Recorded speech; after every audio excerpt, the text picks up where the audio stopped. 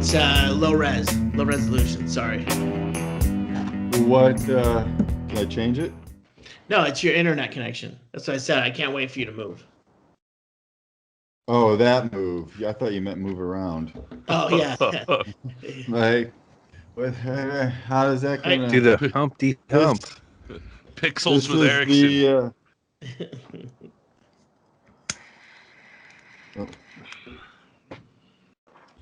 Well, I just say- kicked out of a call with Stanhope because he's in a worse place than you, internet wise. So Yeah. Worse than LA? I can have B. There's a lot of places worse than LA. Huh. Well, it's frustrating here because there is internet. You know, it just sucks. Yeah. And I pay for it. I pay a lot of money for my internet, and it still sucks. Well, as a group, we didn't want to just nag on you, but yeah, you could. You're in one of the biggest cities in the world, and you have shitty internet. So I paid for this shade.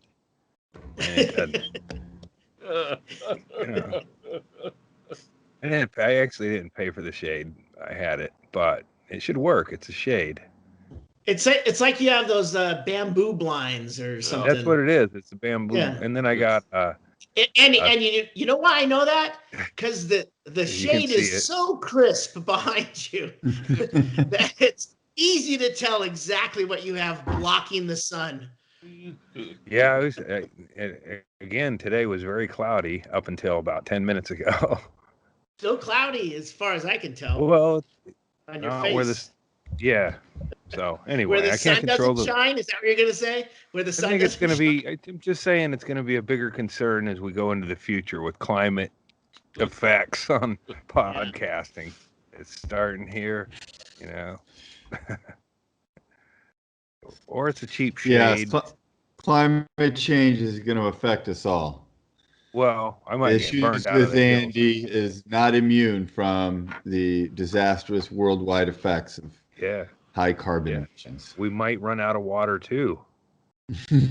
I like your new shade, Andy. It's like I'm seeing you from the street while you're peeking out the window. I can just sort of see the Mrs. Kravitz filter. Yes. Yeah.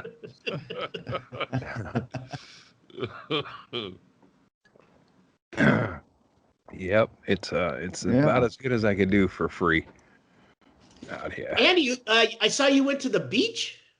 Yeah, I went down to see my brothers, David and then Larry, and then so I had a beach day with Dave and Tony. They take their little chihuahuas and their poodle to the beach, and I took my dog is home. I feel like it just. Take a gun to the beach. If Chad were there, I would just fucking shoot her. She's just fucking too old to do this shit.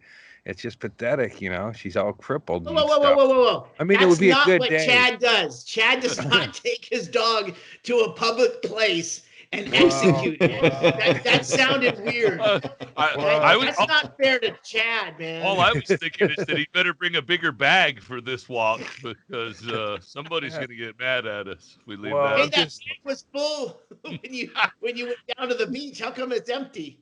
If you could kill me in the mood that she gets in, running after a stick and controlling shit on the beach. With that look on her face, and then Chad just walks up behind her while I reach for the stick, and she would go. It would be like, "Wow, that was, I am gonna miss her."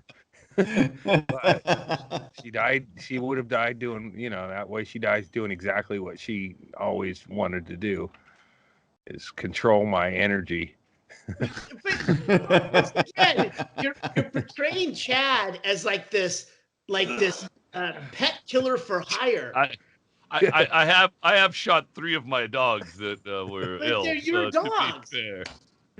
Yeah, but I mean, I'd get him. Southwest is flying to Eugene. Well, How long does it take to get a gun? I could probably get a gun in like 5 minutes. No, I mean, I'm just, it's like when you see a pet that fucking lame. you just go, wow, she's having a good day. I can't promise she'll have this good of a day when I take her to the vet. Well, if Chad were here and I had a gun and bullet. I think that you can even do that.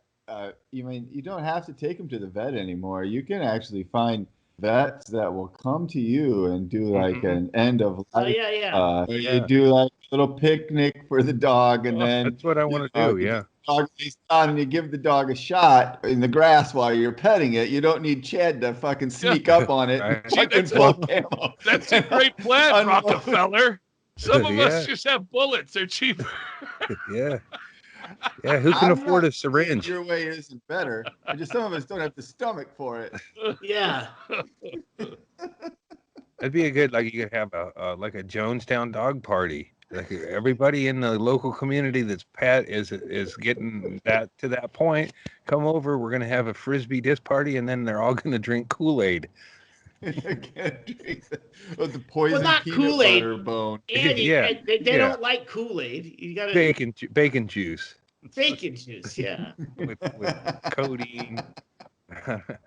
I looked it up before I did that to see, like, can I drug my dog? Is there a more humane way to do this on my own? I researched it and everything was like, no, just shoot him. No, but if you do drugs before you put them down, you feel a little bit, you can ease into it a little better.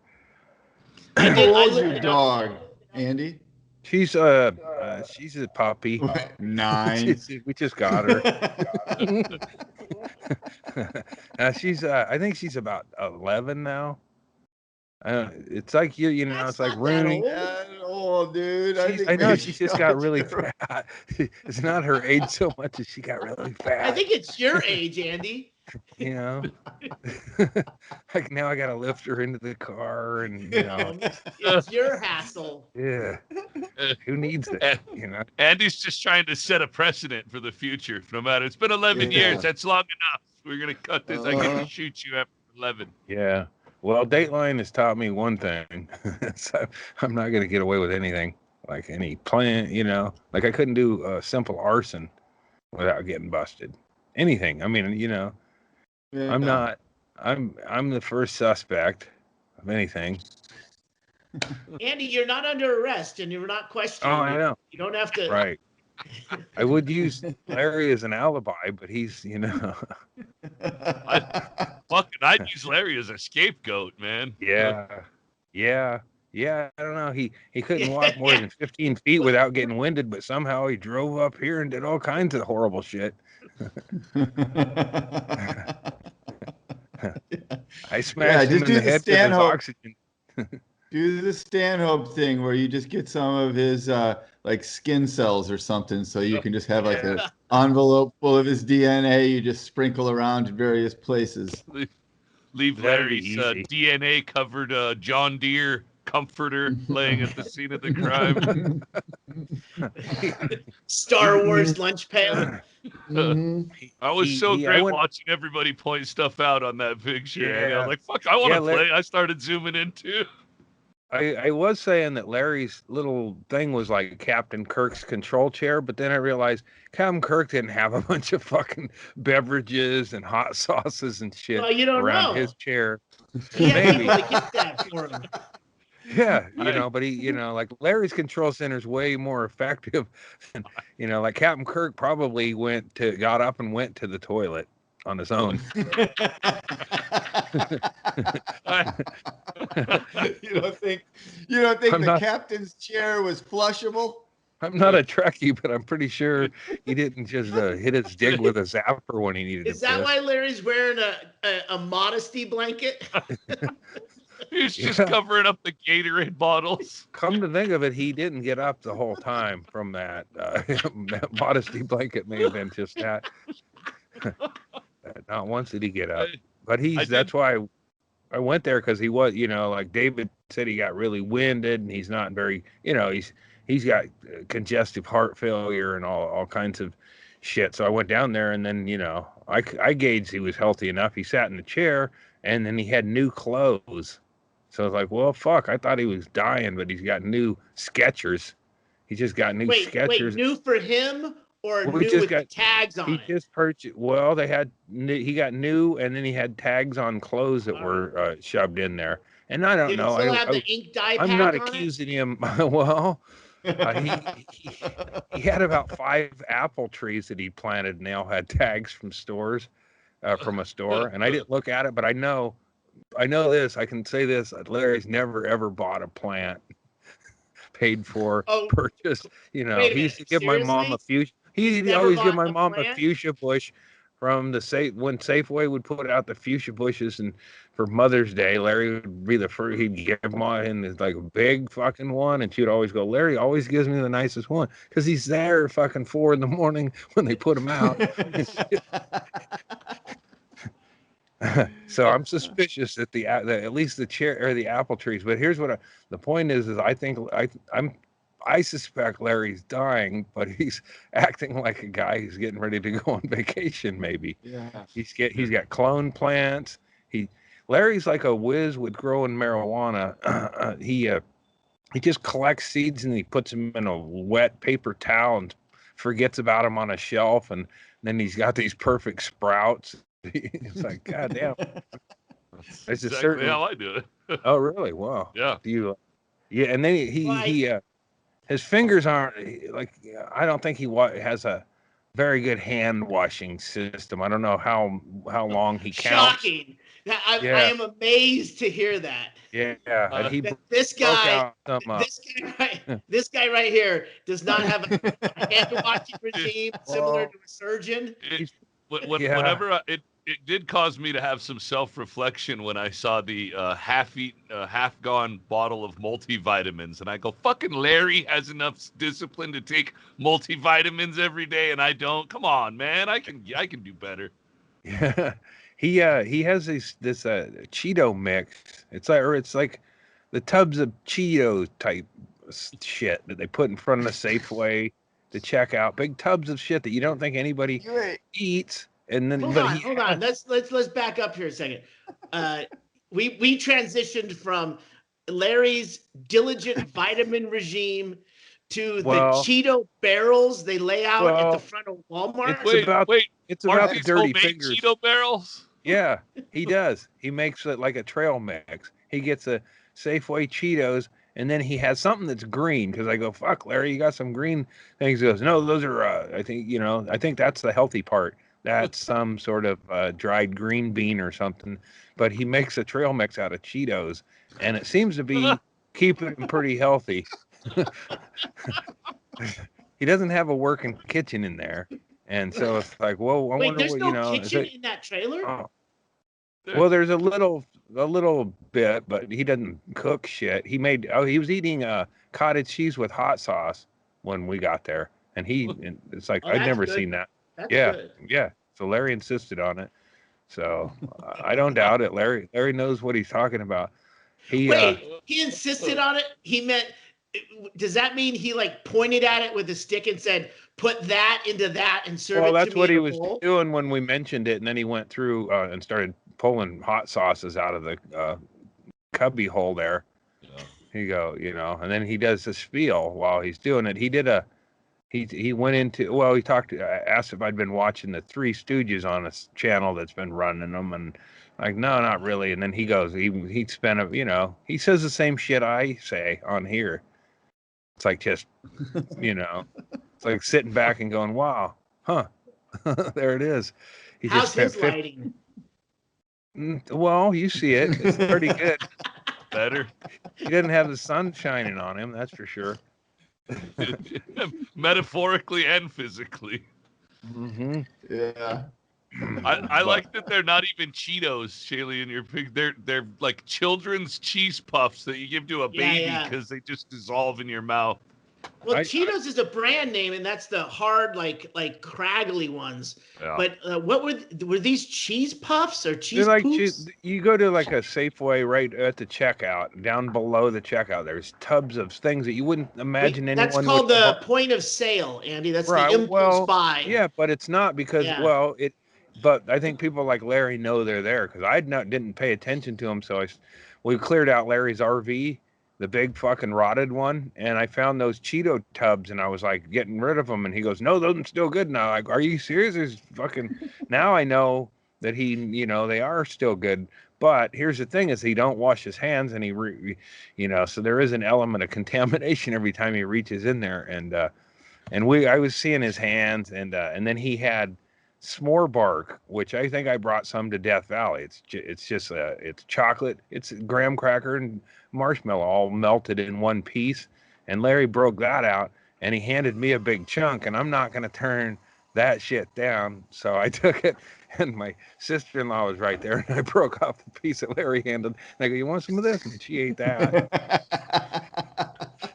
I don't think she likes me all that well, so I guess Not that after worked out. that. Well, Oh. I get the impression I annoy her. Get out of town. Yeah, I don't know. I'm a good guest. Oh, So man. yeah, Larry's doing good. So and he's planning a family get together. All us brothers, like all of us get together, and he wants to do Oh, it in July. I thought it was his funeral. I Well, that's what thought he was going to say he's planning a family. I was like, really? He really is putting some fucking projects out there when he's getting ready to die. It's time to get serious about settling down. Yeah, the fam's going to come together and visit. Well, that's what Larry's plan. It was my mom's plan too, and she died before the five of us could all get together. But I think we did all get together for a funeral, and now Larry wants to do the same. So I'm eyeballing them Skechers. I think Larry's a half size under me. It's like you gotta start looking at things in his trailer. Like, well, what am I gonna get here? Something. I need something from the estate. And then Does somebody he know pointed that you're out, eyeballing his stuff? Yeah, you're gonna get a rash. yeah. Well, I mean, I bought a set of speakers for Larry. Had some Bose 901s, I think, big ass Bose speakers, and I bought them from him when he went to prison. Yeah, that's And right. then I got kicked out of community college, and I needed some money, and I sold them back to Larry, and then I acquired him again when he went back in. So we have a good history of sharing things. This is like the watch in Pulp Fiction. Yeah, You yeah. guys keep You wouldn't passing want it those- off to each other. Those Bose And- 801s, whatever. They were big fucking Bose. Good speakers. Larry likes good sound and new clothes and Cheetos, sort of. He looks like a Yeah. Bose man. Yeah. Cheese puffs and pretzels. Yeah. I think if I gave Larry Cheetos, he'd probably go, "Oh, you don't need that fancy shit." He's got Oh, generic brand Cheetos. Cheetos, Yeah. Yeah. Cheetos. Cheetos. Cheemos. Does Larry have the teeth for Cheetos, or is Cheese Puffs a necessity? Oh man, maybe? I did a Oh, so that's a good yeah, point. he's got Oh. them fresh You don't need chompers. teeth. He's got fitted teeth, but he had them in the whole time. But David, last time I was there, I found this thing. I picked it up. It was a retainer with one tooth in it. It's like, ooh, what the fuck? It's called a And it was flipper. Yeah. Those are Well, called a flipper. When I and had my tooth implant put in, there was just an element of modesty in me that said, "Yeah, I'll do the $400 flipper," and I never wore it. But it was a retainer that had this one tooth, and it was Oh, so man. stupid, and it Huh. was ridiculous. So his was the front tooth I'd knocked out as a kid. I think he probably had a few over the years, but it was so then I was like, but I found it in the yard. I was like, "What's this, Larry?" And then he goes, "Oh, that," and then he, it's his fucking tooth. And I hung it on the side of his rotted RV, and it stayed there. And then when me and David was like, reached right for that. He goes, "What's this?" And he picked it up. And I was like, "Fuck, I set a trap that took 6 months to spring, but it was perfect." Fucking roast him out too to have Larry's tooth in his hand. Larry don't care about that tooth no more because he's got 2 rows of fancy teeth. Fucking Rick Rubin there producing fucking Cheetos. That's what somebody said. He looks like Rick Rubin. Yeah. Does a little bit. Yeah. Yeah. Not in Especially his with the heyday. death row T-shirt on. Yeah, definitely. And so we went we went to this the beach we were at, was Horsefall, and David told me, he goes, "You remember falling off a log here and almost drowning?" And I didn't. I kind of, when he brought it up, and I go, "Did you save me?" And he goes, "No, Dad did." But but did Dad save me, or did Dad put me in harm's way? From hearing the story, me and David, Larry, and my dad, and other fucking brothers, John and Jeff, were all on a thing, and I fell off and got swept into the ocean. And then my dad grabbed me before I went way out there or whatever. But it's like, wow, the dad's a hero. What were you guys doing? We were standing on a log with our back to the ocean that got rolled, or I fell backwards off, and everybody got knocked forward or something like that. That's what David was telling me. And then it's weird when you hear something like that, and then I do have a vague memory about that. But the log was in the water? It's by the water. You know how dumbasses, don't turn your back to the ocean, and people get rolled all the time by logs. They're like doing selfies, and then the ocean will hit something, and then hold on. Not having your back to the ocean is just good rule of thumb when you're at the ocean. Right. Yeah, I agree. Is totally separate because right. Well, that's two egregious behaviors. Never any fucking logs in the water unless we pulled our down and fucking took shit. Yeah, the only thing my dad could have, maybe had us wade with sharks out there too. But yeah, you're not supposed to stand on those things, and we weren't paying attention. So look, there's a lot of logging up there, as you should know because of your experience with five seasons. Did you learn nothing about logging? Well, this was as a kid. I was this stupid kid, and here's the thing: is I had a good rant about it because I go, David goes, you remember almost getting swept out in the ocean, and then you got rescued, and then I gave him I go, you know what I do, and fuck you, because I thought he rescued me, and I gave him a spiel about how fucking that was my time to go, and who told you to play God? I should have been out of here 50 years ago. This is fucking bullshit. Why did you do this to me? And he goes, and then it was on Dad. And then I thought about it all different. Like, man, Dad was fucking not smart. Why was he, maybe he knew he had too many kids and he was just doing the random thing of let's get up on a log and turn our backs to the ocean and we'll just lose one. And then he had second thoughts. Yeah. Maybe there were 6. I should have died at Horsefall, though. It's a bummer. It looks like one of those, like just the look of the beach. I'm looking at it. It looks like a place that is known for riptides. I don't see a lot of logs there. I don't either. I still don't understand. I see a lot of ATVs. And a lot of people there's not a logging. There's not a logging these days. It got back to the 70s when they had a lot more shit on the beach. I don't know. I'm just going by what David told me, but I do remember being in the ocean and such. Hey guys, I'm up in Boise right now, and I'm working at my brother's place for the next month. I cut out from working today. This is our big week to get everything loaded in the truck and everything. I cut out to do this silly little podcast that we call Issues with Andy and Doug Stanton. And in order to do that, I have to feed the dog. So I can still hear you. I got my AirPods in, but I'm going to step away and give you guys the beautiful view of where Andy almost died.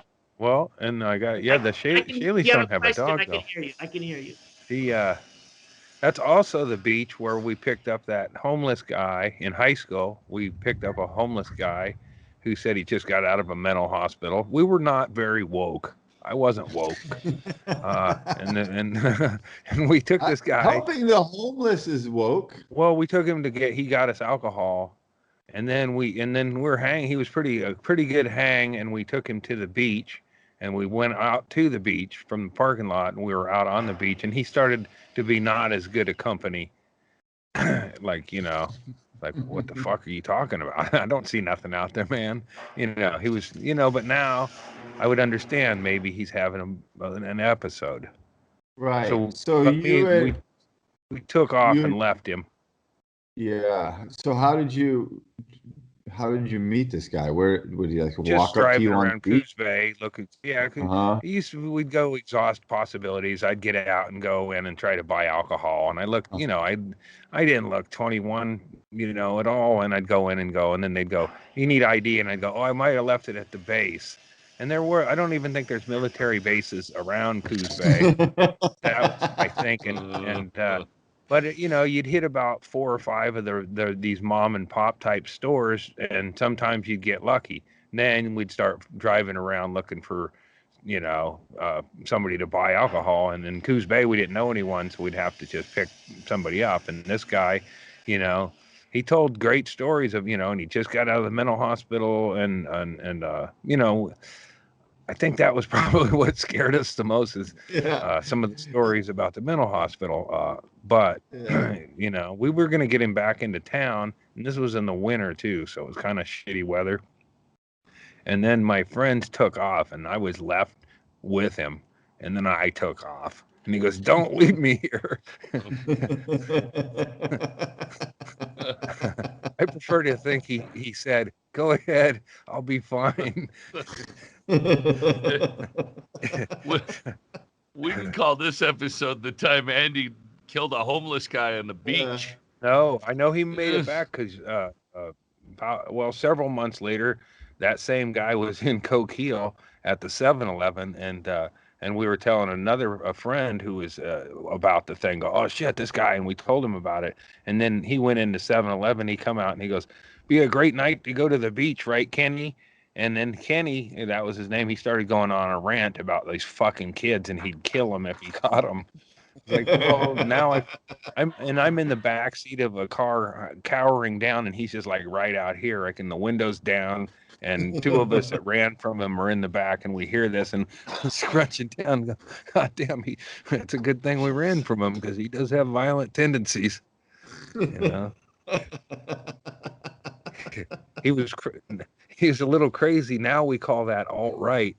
He was a little crazy and dangerous. Oh, man.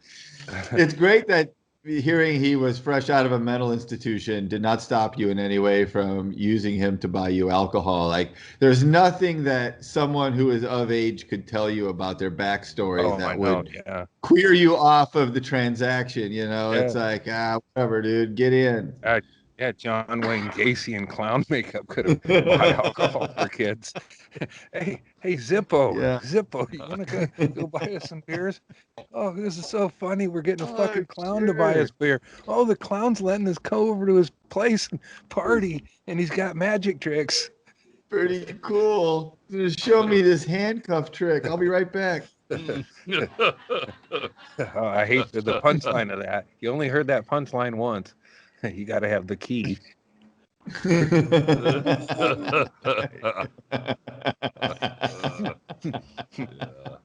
That's the key it to is a lot of things. Good joke, actually. Oh, it's dark humor to say the least. Pretty stupid. It's dark humor. Considering what the punchline is. It's a little blue, yeah. He doesn't get to the punchline or the bludgeoning line till later. But I wonder if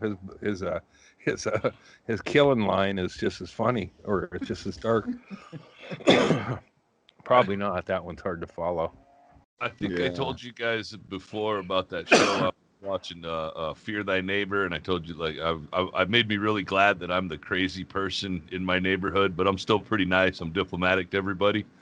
Well, my neighbor across the street let us know a little bit back that her ex was going to be getting out of prison soon for murder, and was going to be moving in. And I was like, oh shit, that's probably not a great thing to have on the block, but I didn't think anything about it for a long time. And then all of a sudden I knew there was a new dude riding a motorcycle on my street, big gray-haired, long-haired dude riding on the motorcycle. And the first thing I noticed was like, oh, that's a nice motorcycle. And then the neighbor's dogs that bark at everything anyway, when he would ride by on his motorcycle, he would start barking at the fucking dogs before they, and I was like, fuck, I'm gonna have a problem with this fucking asshole. So I started getting worried. I was like, shit, I don't want to, I can't get in a fucking feud with the neighbor, you know. And then they had a big fight over there, and somebody got in a vehicle and started doing donuts in their fucking front yard, and it blew dust everywhere. And I'm like, ah, shit, I'm gonna. Well, Saturday I was doing Twitch stream all day in here drinking, and I get done and I'm all fucked up, and I go out and Jenny goes, I almost had to come get you. And I go, for what? And she goes, the neighbor came out screaming, help, help. And the guy was chasing her, and she locked herself in the neighbor's car, and he was threatening to kill her. And I was like, well, fuck. I go, you know, you can come and get me during a Twitch stream if some shit like that's going on in the front yard. And so the next day, nothing was going on then. She said the guy left and came back on foot, took his motorcycle and left, came back on foot, got his other vehicle and left. The next day, on Sunday, I'm outside in the yard doing some stuff, and a sheriff's truck pulls in. And I was like, fuck this. I live on a dirt road cul-de-sac, you know, so I know all the vehicles that come in here all the time, and none of them are sheriffs. I'm like, shit. Another sheriff pulls in behind that one. Another 4 fucking sheriffs were in the goddamn road, parked right in front of my house, and it made the news. I guess they made a giant arrest of this guy, kidnapping, sexual assault, like all kinds of. He didn't even make it to grilling season. Yeah. Oh man, it was. It was such a sigh of relief for me because I knew I was going to end up butting against this problem in a short amount of time. It wasn't going to take very long, so I'm really grateful. Yeah, well, it sounds like the prison sounds like it could have happened on Saturday if Jenny would have come and gotten you. You know. Well, that's you true, almost missed your chance to murder somebody because you were playing video games. That's probably why Jenny did not come get me. Is what I decided. I thought about it, and I was like, she's like, hey, you just not need to get involved in what this. you were doing in your video game would have done nicely over there. Or were you just doing a ride along? But yeah, I've never heard anyone explain or describe a kidnapping as grateful for. Grateful for the kidnapping so that you don't have to get in this guy's face. All the sexual assault. It doesn't sound like the prison system really got to effective rehab on that guy. Well, maybe you got. She told us last year that it was possibly getting out, and she said he wasn't even supposed to get out, but it's COVID, and he's getting out. Oh yeah. What? But murder? That's how he socially distanced himself. I learned his name when it made the news, so I was nosy and tried to do some research, and I can't be sure, but from what I pieced together, I may have figured out what it was, and it was like a murder in the 80s, like 86. And it was a guy, he was at a party, and he was mad because there was black guys there, and started voicing it, and got into a fight, and ended up killing one of those black guys. And so it was like a racially motivated. So yeah. So he if he would have just kept his shit together, he could have been moving up the Republican Party, promising young men. Yeah, he could have just like fucking get out of prison and then relax a minute. Yeah, he'd be in Arizona. He could be counting votes right now as they're still doing their election integrity vote recount.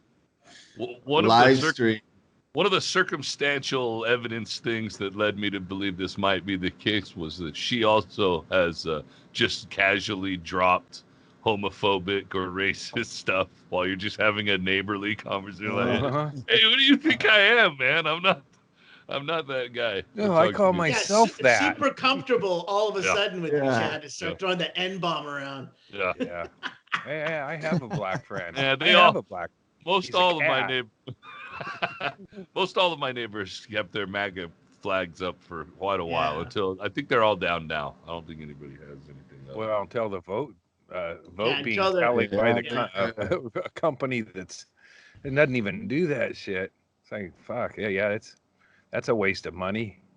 Yeah, once the voting's done and then they do the revoting and then they declare a winner, that's it. There's no more counting votes. It's so ridiculous. I hate that Arizona is somehow connected like on some level with that fucking hysteria. A lot of votes tied to that fucking moronic thing. That's the center of it. It's the center of it at the moment because it's the only place where they're still counting votes or trying to recount them or whatever. Fuckers.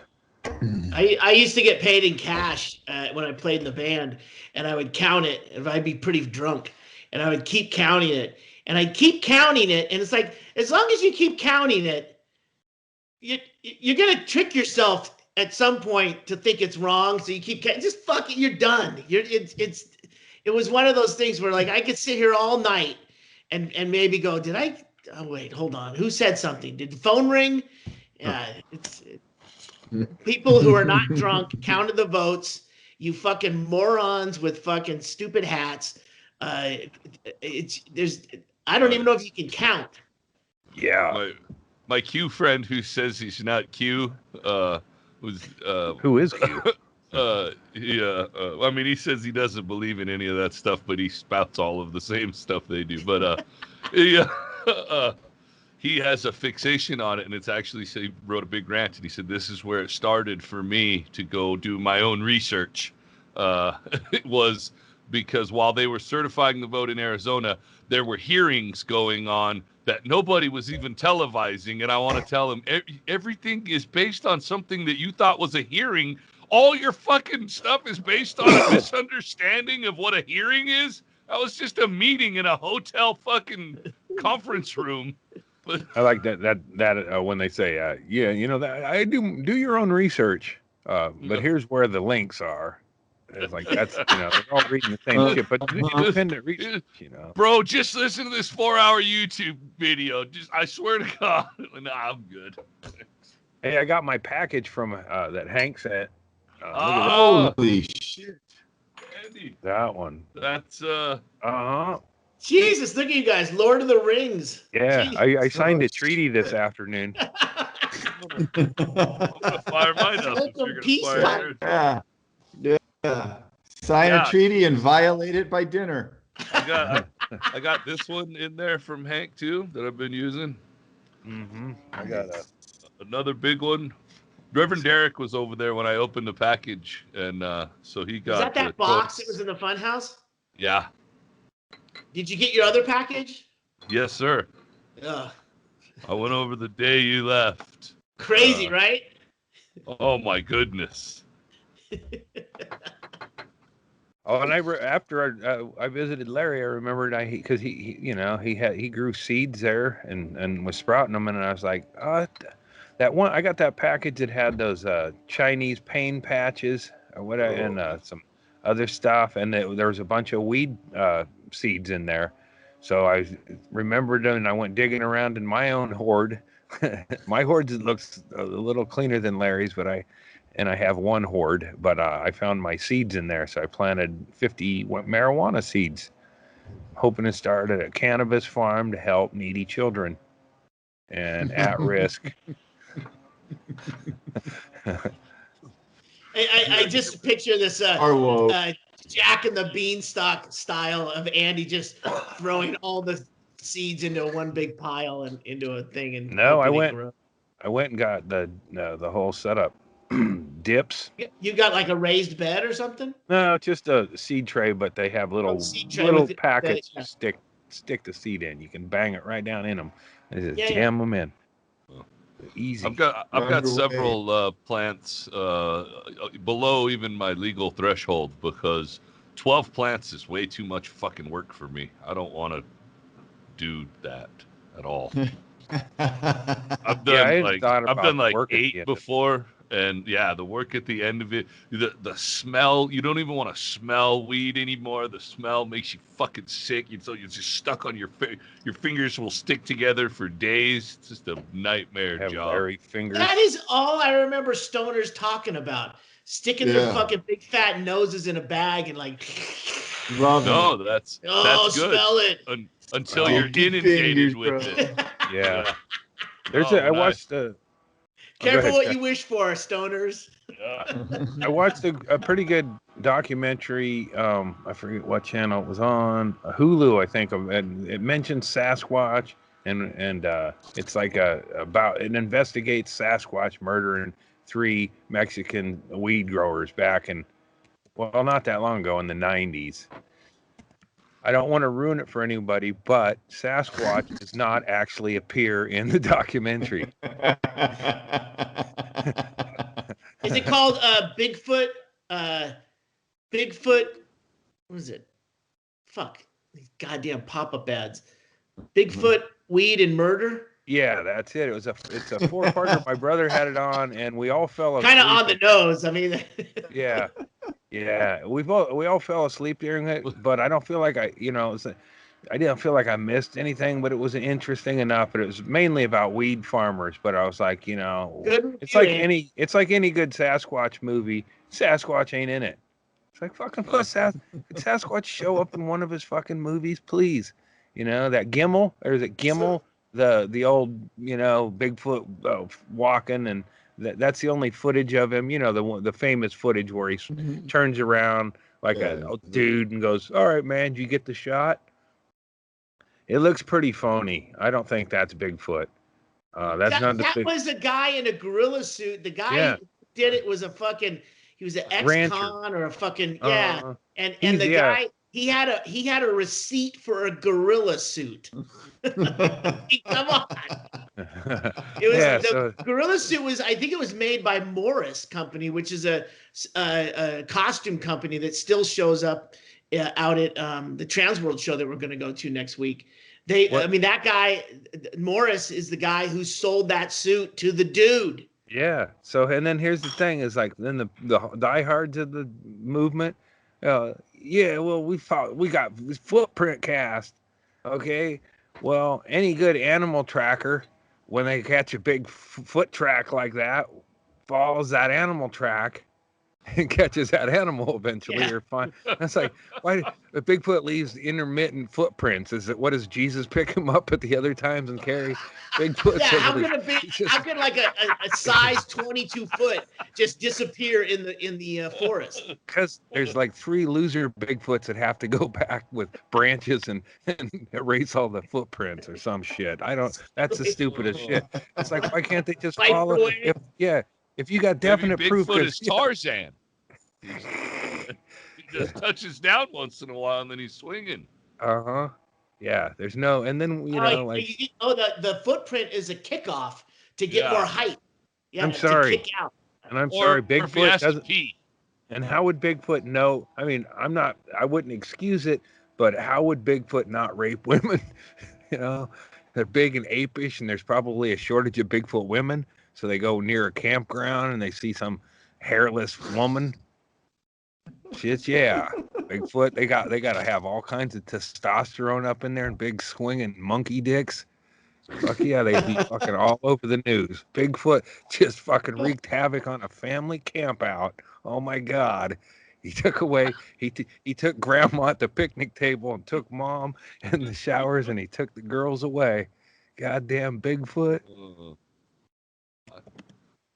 I think Bigfoot is woke, Andy. I don't think that's an accurate portrayal. Well, you're going with the Harry and the Hendersons Bigfoot, and I just don't think that's what.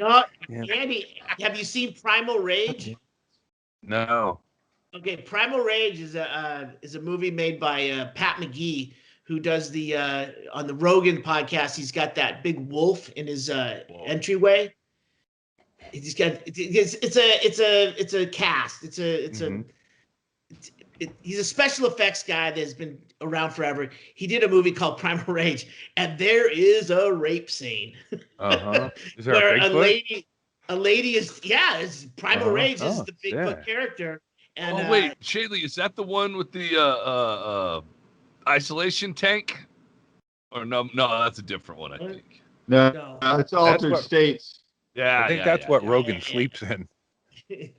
Primal Rage is crazy though, because it's like they're out in the forest, and it's right where you are, Andy. I mean, that's where they did it. And Pat McGee's awesome, and this was his thing for like 8 years. He's working on this thing, and they get to this point where they're in the cave. It's like, is he mounting her? It is pretty. Whoa, okay. Maybe that's what fucking Bigfoot's into, but maybe he doesn't know there's a front hole because he went right to the back one. Yeah, you'd probably be bored. That's why there's very few Bigfoot children, Shayla. No offspring. Yeah. Right. That's why there's no. That's how they control the population. Right. There's Bigfoot no. is an example to us all. I told you they were woke. Yeah. Yeah. There'd be like a Teen Wolf situation if Bigfoot actually, impregnated somebody. Yeah. Just be some kid in Eureka that would be like, wait a minute, that kid looks like a Bigfoot. Kid in Eureka. He's got custom leather shoes because they don't make them that size. I didn't see him last year, but he got on the bus today. I don't. Yeah. Now there's a whole family of them here in Eureka. Bigfoot cave rape aside, I want to see Primal Rage just based on the picture that I see behind Shayla. Yeah, I'm gonna watch that. Fantastic. And, it's interesting because Right, Pat McGee's a special effects artist. He does a bunch of sculpting for my brother and stuff. But we've known him forever. And he's the guy that goes to these competitions like Monsterpalooza and stuff. And when he enters, he wins everything. He's a really humble guy. And he's great. And he's actually the Bigfoot character in this thing. Oh yeah. Oh shit. There should be more. Wait, is the rape scene really necessary? I think it is. I think let's just go with it. And I'm a method actor, so you might feel some pressure. Yeah, that's what. There was a Bigfoot movie that Bobcat Goldthwait directed a few years ago. As I went and saw a screening of that and met Bobcat at it.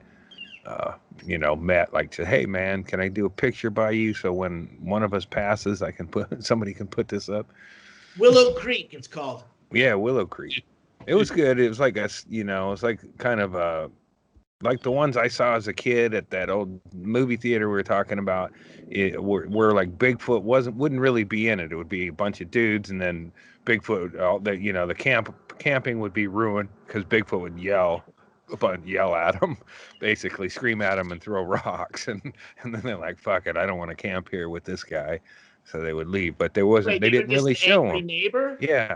Yeah, kind of. And they didn't. But Bigfoot was just implied in the movie and not really seen. And same with Bobcats. I think there's an attack situation, but you don't really get a. That's what I said. Like, man, put Bigfoot in. Make a Bigfoot movie and put Bigfoot. Make him the star of it. Why should Bigfoot be a supporting actor in his own? Like Harry and the Hendersons. Yeah, but that's what that was. Tougher. That's a family movie.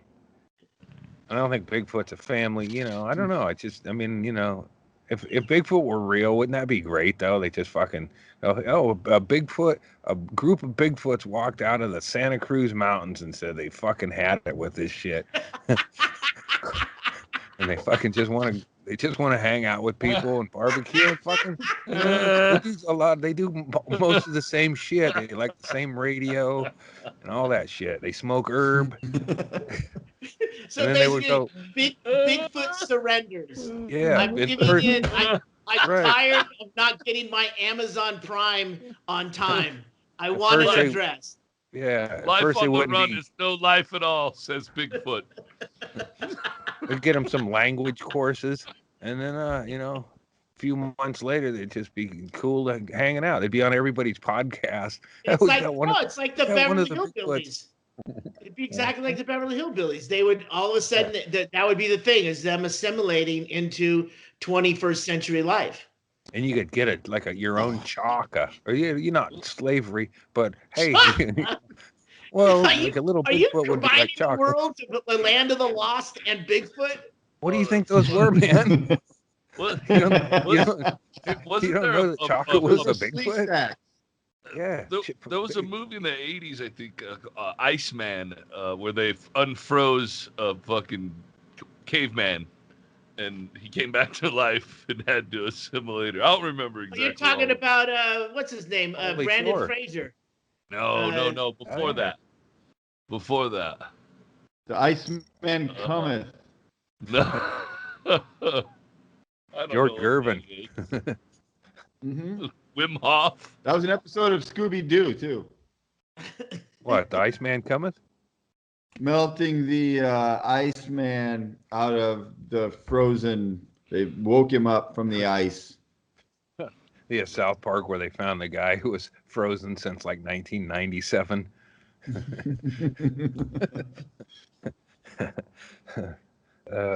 Yeah, That's barely Bigfoot frozen. lore is yeah, see, Chaka's a Bigfoot. Fuck yeah. Well, Look at this. They never showed his feet. Little, I don't know if he'd appreciate that. Well, Chaka, it's to me One of that's the- obvious. one of the Bigfoots ate some bad berries and accidentally put it in the wrong hole. It sort of looks Made a like little Bigfoot. I doubt it. Who's the actor that played Chaka? I'd be curious, but he looks like a Richie Cunning or Richie Cunningham's brother. Clint Howard. Clint Howard? Yeah, no, Wait, the that is character. Clint Howard, right? It looks like Clint Howard. It has to be. That's Clint Howard without makeup as a 17-year-old. He went through an awkward stage. Chaka was Philip Paley. Did he ever do anything? Philippe Keep Paley. acting? He was in Beach Balls, Oh, really? Airwolf. Well, you know what? Chaka was a character. Actually, he was in something. He was the trampoline kid. The last page of summer in 2020. But he had a gap from 1988 to 2020 with nothing. I'm pretty sure he was. Holy shit! trying to That'd be explain who Chaka interesting to was. know what was the what was the Who's- creative time off? He was doing Clint Howard lookalike May- gigs. Get those Maybe, creative juices going again. maybe he was lost in time. Yeah. No. Wow. It's Yeah. funny because in the trivia on IMDb it says he was a martial artist under whatever, and there's been urban legends about Rogan. him. It's One Rogan. being that Clint Howard played Chaka, Wow. No shit. and most recently the guitarist from Sugar Ray, Rodney Shepherd, played him because he has kind of that look. I guess I don't know if that's a compliment. It's I not. think it could also be Leif Garrett. I think he was played by Marilyn Manson's rib. He works for a national law firm as a litigation support manager, helping attorneys with their preservation, review, analysis, and preservation of electronically stored information used in litigation and trial. Yeah, I'm not Yeah. surprised. He's actually the first Sleezestack in his family to go to college, so No, it's good. That He wasn't a Sleezestack. Those were like a lizard type dudes. This was a family of ape-like people that hung out. Oh, yeah, that's right. And He was and on then- their side, wasn't he? So if He you was a don't think good guy. Chaka was a good actor, name the parents. Yeah, they were there, but they didn't do shit. They were always too They reluctant. did show up. You're right. They Andy. were like They they were did show shitty up. parents because they would go, well, we don't know what these even are, but we're going to send Chaka to represent the family with them. If they're at all creepy, Chaka will find out. If they're all sexually inappropriate, Chaka will come back and report. It's like your family. Chaka, no, go back. It's Wasn't like that you, like That's what it your is. family, Andy, making you go with the Yeah. guy, knowing full well what he's capable of. I know Chaka talked, but was Chaka a racial I don't, yeah, the Sleezestacks, those were scary dudes you wouldn't hang out with, but Chaka, he was cool. Those guys were more like the Big Brothers and the Sigmund and the Seamon. I wish they would have had a mashup show with all the fucking lizards, because those are cool costumes. And Sigmund and the Sea Monster, it would just be like, wow, like a little mentally fucked up one. He was. What are you talking about? Well, Sigmund's Sea Monster compared to like a Sleezestack. Shit, Yeah. those guys are space alien looking dudes. You know who played in the NBA? Hold on. Sigmund is a sea monster. And what were Sleezestacks though? What were fucking creepy? They like steam. Those guys like steamy caves. No, one thing the Sleezestacks really liked was a good fog machine, and also a pit. They like to They shove were people early in a pit. vapors. They'd vape up and then shove you in a pit. You'd be hanging with them, and then like, what the fuck, man? But one of who one of the Sleezestacks was played in the NBA. Nobody liked him. Dennis Rodman. Bill Lambier. Bill Lambier. He played the part of a Sleezestack for, I don't know if he was just there for a month or whatever, but he was that fucking cheap shot, flopping Bill Lambier. Come on, Andy. No, there's no way. Bill Lambier, that's like the late 80s. He was a Sleezestack. I know, he was like probably in college, and he got his job as a gig as a Sleezestack. Wait, where did he go to college? I don't know. Sleezestack University. Did he go to college in California? Crystal State. I don't know. He ended up with the Detroit Pistons, but I don't know where he went to college. He was not of notice of a college player, I don't think. No, but he was. And look at he could be one of them right there. I just searched Bill Lambier on my phone, and the first thing that came up was Bill Lambier Sleezestack, and I clicked on it. Yeah.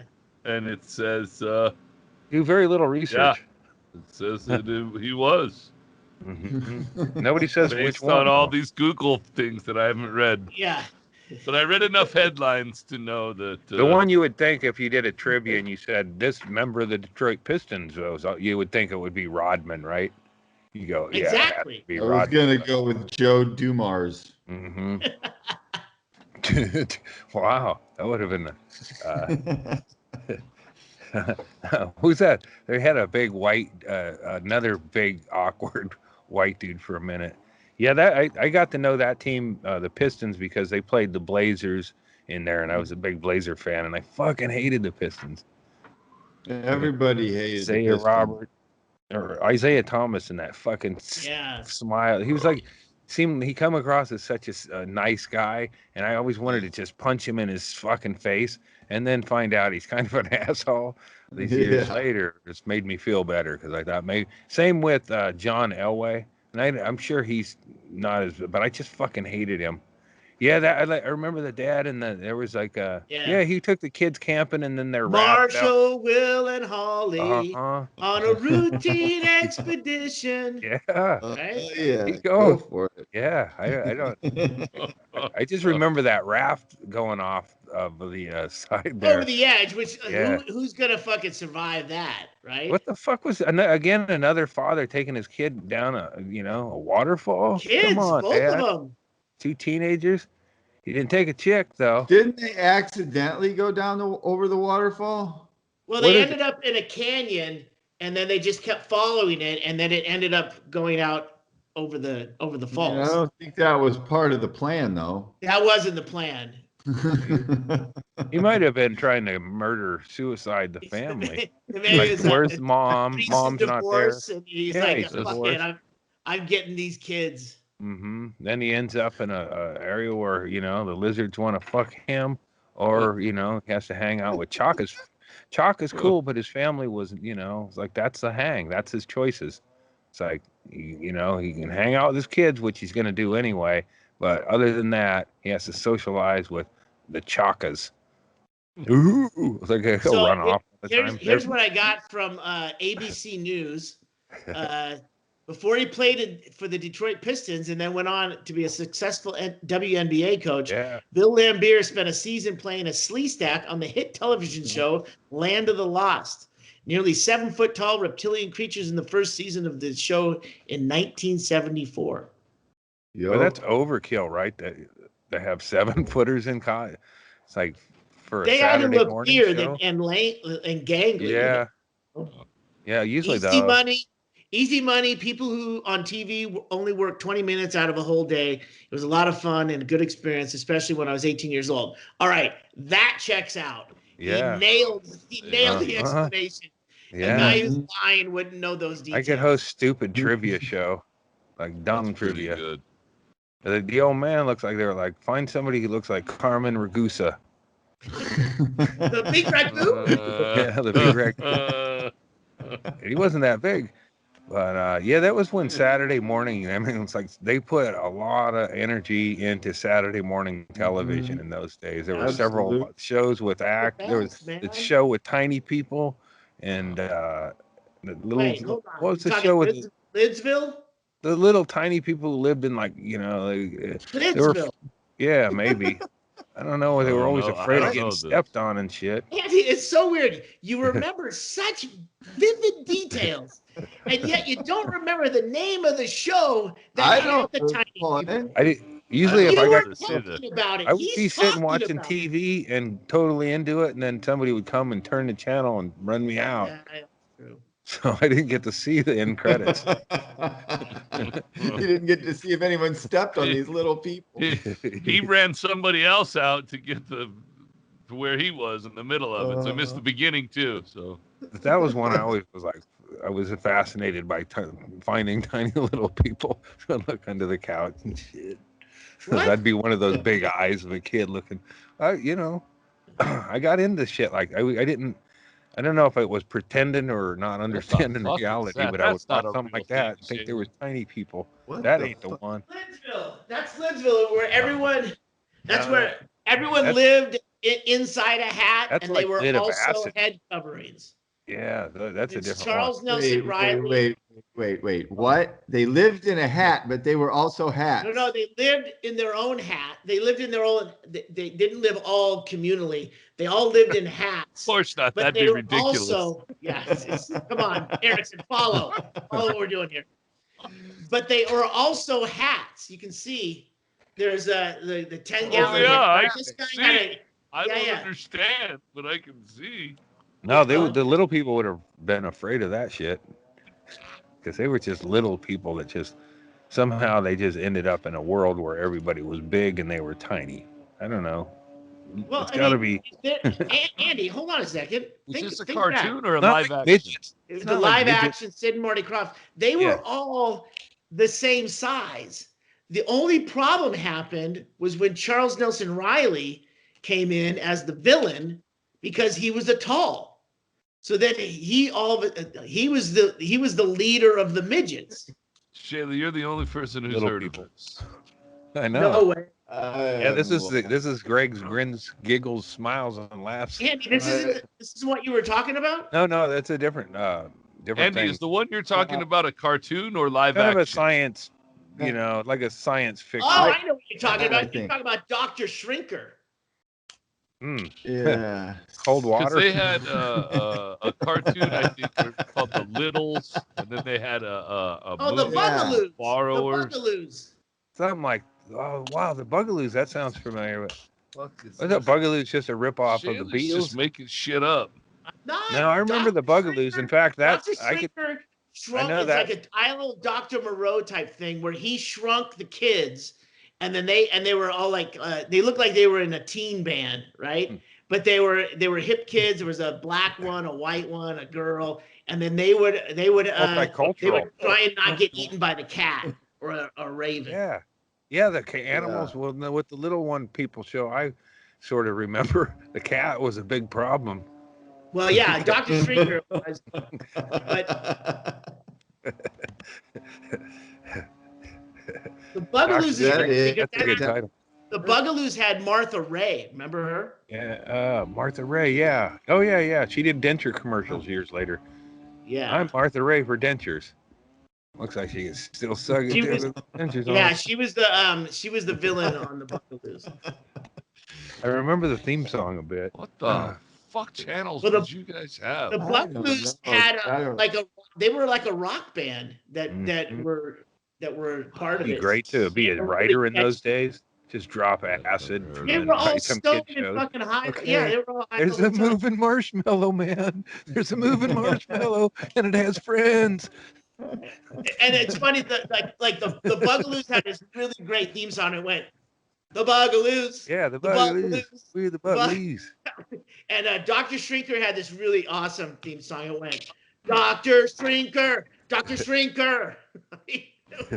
They were so high they didn't even know how to play their instruments. Oh man, yeah.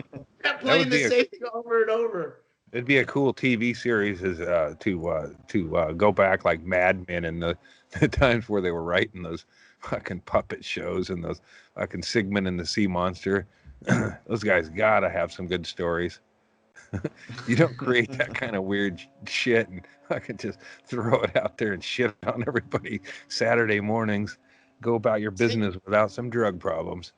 You remember Sigmund had the guy that was Jody from Buffy and Jody and Right, Family. he should have come up in the ugly kid actor situation, but that that kid, yeah, Johnny Whitaker or something. Johnny Whitaker, yeah, Whitaker. I think that sounds Yeah. right. He committed suicide, didn't he? Jesus, Did he? I think so. that's a bummer. He could have been in a reboot on Netflix. I think maybe it was, or maybe it was the girl. One of I them. think the girl. Yeah, I think she died. The family affair did not end well. I remember that. Yeah. Well, there's a lot of shows like that. Like if you wanted to do a different Strokes reunion now, it'd just be Willis going, "Where is everybody?" It's because any kid who's on TV has an insane set of parents that aren't really looking out for the best interests of the kid. Yeah. They're just they're chasing fame and money. So there's a real good chance that goes off the rails. I got to see that just a little bit when on the when we do the Man Show, especially that time I woke up on the That's So Ravens. But that does stand out. That somebody was definitely not looking out for those girls that day. Right. I had immersed myself in that, but a lot of times you could just see it from the windows where there'd be a stage parent giving their kid a spiel before they would go in an audition or whatever they would do in those rooms. There was like a singing one time, and then That's So Raven. There were there'd be, I don't know, I didn't watch the show, but apparently there were a lot of walk-on because there's always once or twice a week we'd see somebody getting berated out there by a parent out there, or just a serious discussion with the parent holding their arm or whatever, and go, Jesus. But TV is worth it. So I was telling my brother, I was giving him a spiel, I go, about their TV, and I go, a lot of people don't know what it's like to be on the other side of that screen, but I've been there, man. It's a lot of pressure. I'm forgetting what capacity. I did Good Morning South Dakota. That was on television, Behind the Glass. That's what I would, if I were to do a book about my experiences in TV, I'd call it Behind the Glass. You can start your own podcast. Yeah. Let's talk about my experience of Man Show. Oh man, I'm hearing an echo. I hear an echo. Is that coming from here comes the sirens. Who's got the siren going on? That's me.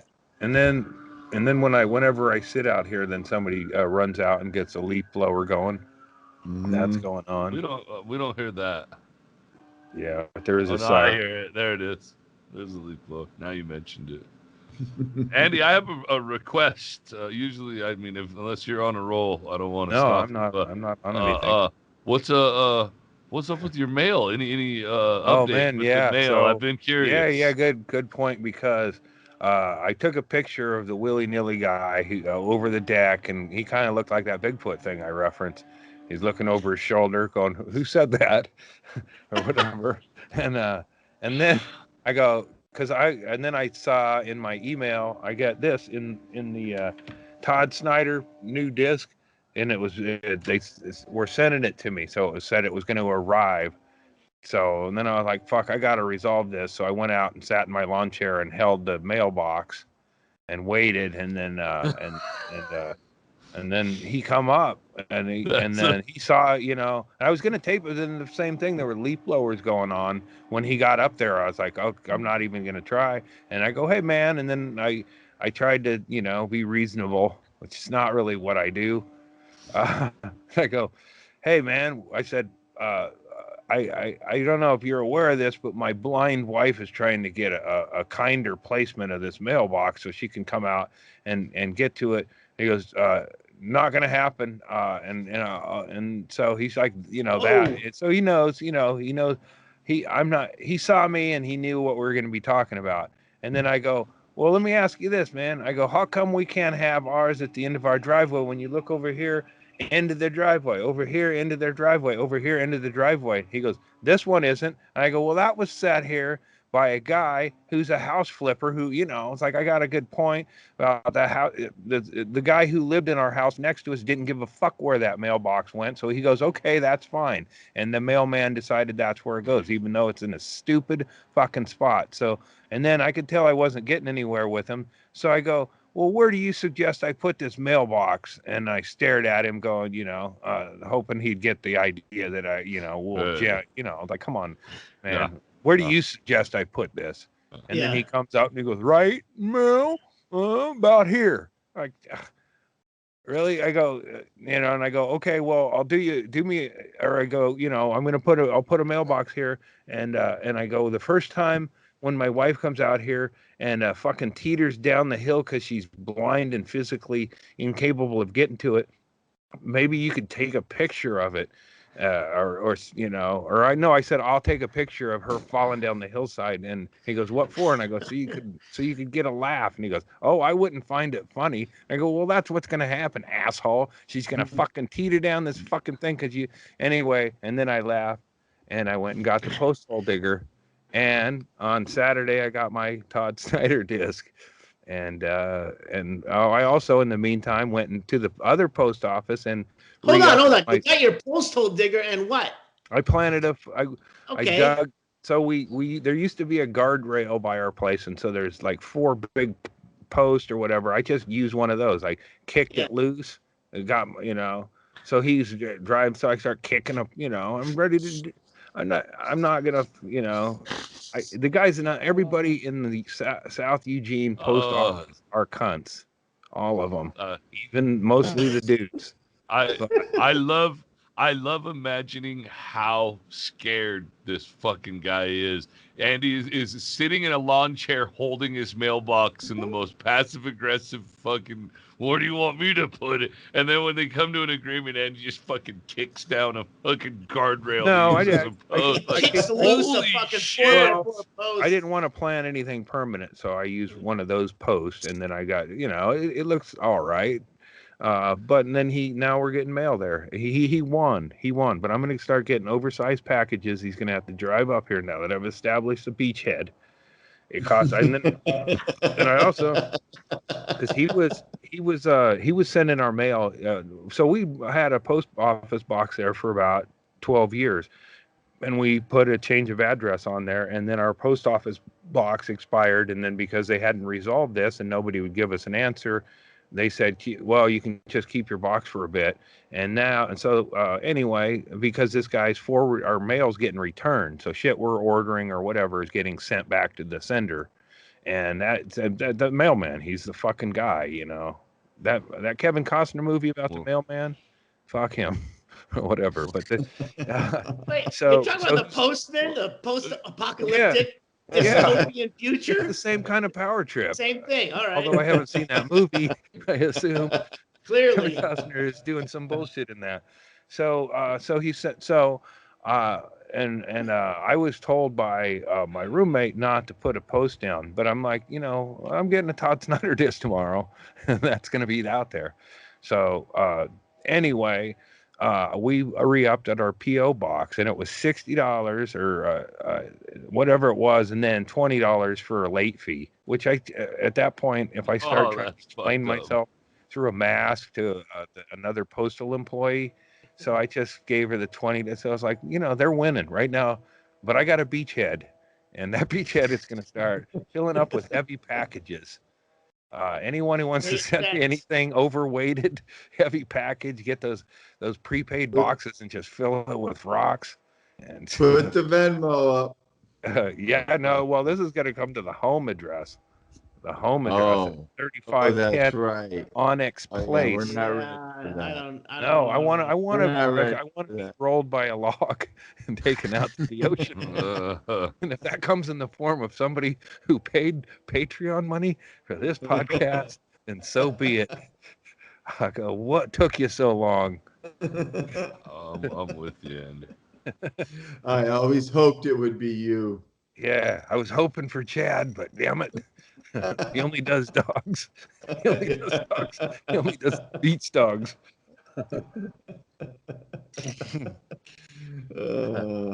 So I'd say I kind of fucking just I shouldn't I shouldn't use language, because that always gives them the upper hand or Well, they whatever. get that at that point. They have a complaint against you. You Right, can right. voice your complaint, but when you start getting aggressive or No, start using foul I didn't language, get then they aggressive with just him. defer to that. I just said, Yeah, my does have a wife right to teeters shut on the down. fucking hill like an asshole. That's what I said. I go, when my wife, blind, crippled wife teeters down the hill like a fucking asshole, I'll be sure to post a picture on the box so you can enjoy it when you come up. That's a good move. I didn't threaten him. I was just using science. You insulted him. I love that you think that somehow postmen decide where He boxes go. He does. No, This guy no, does. it's all written up. I told you, it's on the website. They tell you where it's supposed to go. There's no postman digging a post hole and putting a box anywhere. He gave me exactly where to put it, He tells you what he wants. And what what he did? He goes. If you put a box down, he goes, I'll tell him not to keep forwarding your mail, or to start forwarding your mail. Like fucker, like he pretty much admitted it was like the end of that Q show where he goes, yeah, I'm Q. Yeah, he's the one responsible for returning our mail to sender. That's what, like that song Elvis sang. That's what it was about. And, was like, but from his perspective, goes, nah, send it back. Ain't nobody here by that name. I sit here all heartbroken. Address unknown. Yeah, exactly. But the address is known. That's the thing. He knows both of them, and he refused to do anything about it. You just refused. Yeah. He's got all the power, man. He's got all the leverage in this negotiation. I don't know. Your ass. We all said that in the beginning. But yeah, I mean, I thought this one, and it's probably revisiting something I've already said on here. But with that bee suit, I can scoop me up some yellow jackets, and I can put them in a P.O. box pretty easily. I'm not saying I would ever terrorize the mailman by putting yellow jackets in a neighboring mailbox, but just watch your shit, man. Yeah, but what if your neighbor gets it? Collateral damage, Shaylee. Yeah, I'll use the guy who doesn't like my dog shit. I gave me shit. That's I could put it in the guy down there. So it's win-win. 2 birds, 1 stone, Andy. There you go, buddy. I like your thinking. I'll knock the whole nest down and get them all. Hey, mailman, this guy's having a party. Why don't you stop over there? Oh, have a seat. Have a seat. What are you guys doing? Busted. I'm going in to catch a predator. I'll catch a couple of predators. I need a midget that looks like a 12-year-old. Donovan. I think if you, just by looking for a midget that looks like a 12-year-old, you're gonna get on your own fucking secret camera show as the perpetrator. Maybe it's not a good idea. If I've offended anyone with my musings, it's not me, man. That's not who I am. I didn't know a lot of stuff back then when I talk like that. Yeah, your mailman sounds like an asshole, though. Yeah. He is. He's a power trip, and to fucking do that. It's like, I'd be reasonable about it. I'd hear a person out, but he's not that guy. You should. Yeah, I mean, we're so close to. Half the country wants to just get rid of the post office anyway. So it's surprising that this guy isn't a little more, user friendly. When my wife called up to talk to the supervisor at the post office, and she talked, and then she got hung up on. And I wanted to go in there. I forget her name and go in there and go, hey, hi, you hung up on my wife. And although I understand it and have done it many times myself, you should not have done that. I hang up on my wife, buddy. Yeah, I do it. I'm the one. It's like one of those eepisodes of South Park where they go, just let Cartman do it. Just let him do it. He's not going to let it go. That's how my wife is about this mailbox. She's already, I dropped something addressed to the Postmaster General here locally or whatever, who's going to get the complaints about the other one or whatever, and then it'll go, it's like we're going to keep fighting until we get fucking whatever. But I wanted my disc, so I gave up. I went and paid $80 for the PO box that we're not going to get mail at, and planted something down there so I could get a $12 disc. Expensive ass CD. That's how I roll, man. I fucking punted. You're a huge fan, Todd Yeah. Snyder. I mean, come on. It's a good one. It's a good one. But yeah. Support the fucking ones you're fan of. But I like being on the right side of the history with this mail. But hold on. I'm fighting for blind rights. I think so too. I'm on Andy's side here. And Shaylee. able-bodied I people watched who Crip have to Camp. do shit. I'm always on Andy's side, but that doesn't mean he's on the right side. But listen to this. It's like a lot of times what the post office says is if there's somebody who isn't blind or handicapped, then let them go up there and get the mail. Well, that's That's ableist. That's ableist. I'm an able-bodied person. Why should I have to do everything? Use that bullshit to fucking your own advantage. I mean, yeah. If somebody with wheels can roll up there, then let them do it too. That's right, though. That is the right thing. Just because someone else in the household is physically able to complete a task doesn't mean that the person who is handicapped, there shouldn't be at least the consideration For of instance, an accommodation. we've definitely hit on this before It's because not if going to do it, but this guy's just like, fuck you. Like, there's lots of times Andy's on the road. He's not going to be home. He's What if not going to be around to go get what the if there's mail. somebody here who's diabetic who needs medicines and delivered so where they can get them without falling down a hillside and they won't refuse to do it. So that person's got to go out there blind, diabetic now. This is a new development. and he's giving her diabetes. Possibly, struck by lightning up there while trying to get to the mailbox. I don't know what could happen, but yeah, that's the thing. It's like I'm on the road and we want home delivery, so it's like, and we wanted it a place where it's not like, it's a slant. And I can get to it fine. Look, man, fuck the post office is like I said, they're almost done. Half the country wants to get rid of them. Fuck this guy. Get UPS or fucking FedEx. I'm gonna put shit. I was gonna do this. I was gonna do this, but I don't want to. I want to give it a day or two. But I am gonna tie a red balloon off into the brush behind my mailbox, just as a. For what? So he'll know I'm a fucking dangerous clown. Is that the universal dangerous clown? I did not get that right away, so I'm not sure. Like it. It. I don't think I get it now. I don't. That's what I like. That's how I like I so thinly veil my threats. People don't even know they're being threatened. I think I veil them. Better, I like it. Not thin. They're not thinly veiled. They're heavily veiled. That's it. You gotta go home and solve a riddle to figure out if Andy's insulted you. And then I gotta go back and go, wow, I think I insulted him. Did I do it? I can't. Let me. Shit, I insulted myself. I don't know what I mean. Yeah, so I'm kind of isolate. I'm starting to isolate. I'm quarantining myself against everybody again. This guy, fuck him. Mailman up there, fuck him. But other than that, yeah. So I think it's over. I think, like right now, it's a ceasefire. How close to your dog shit friend are you from your house? Pretty close? I could hit him with a crossbow if I pointed it upwards. Whoa.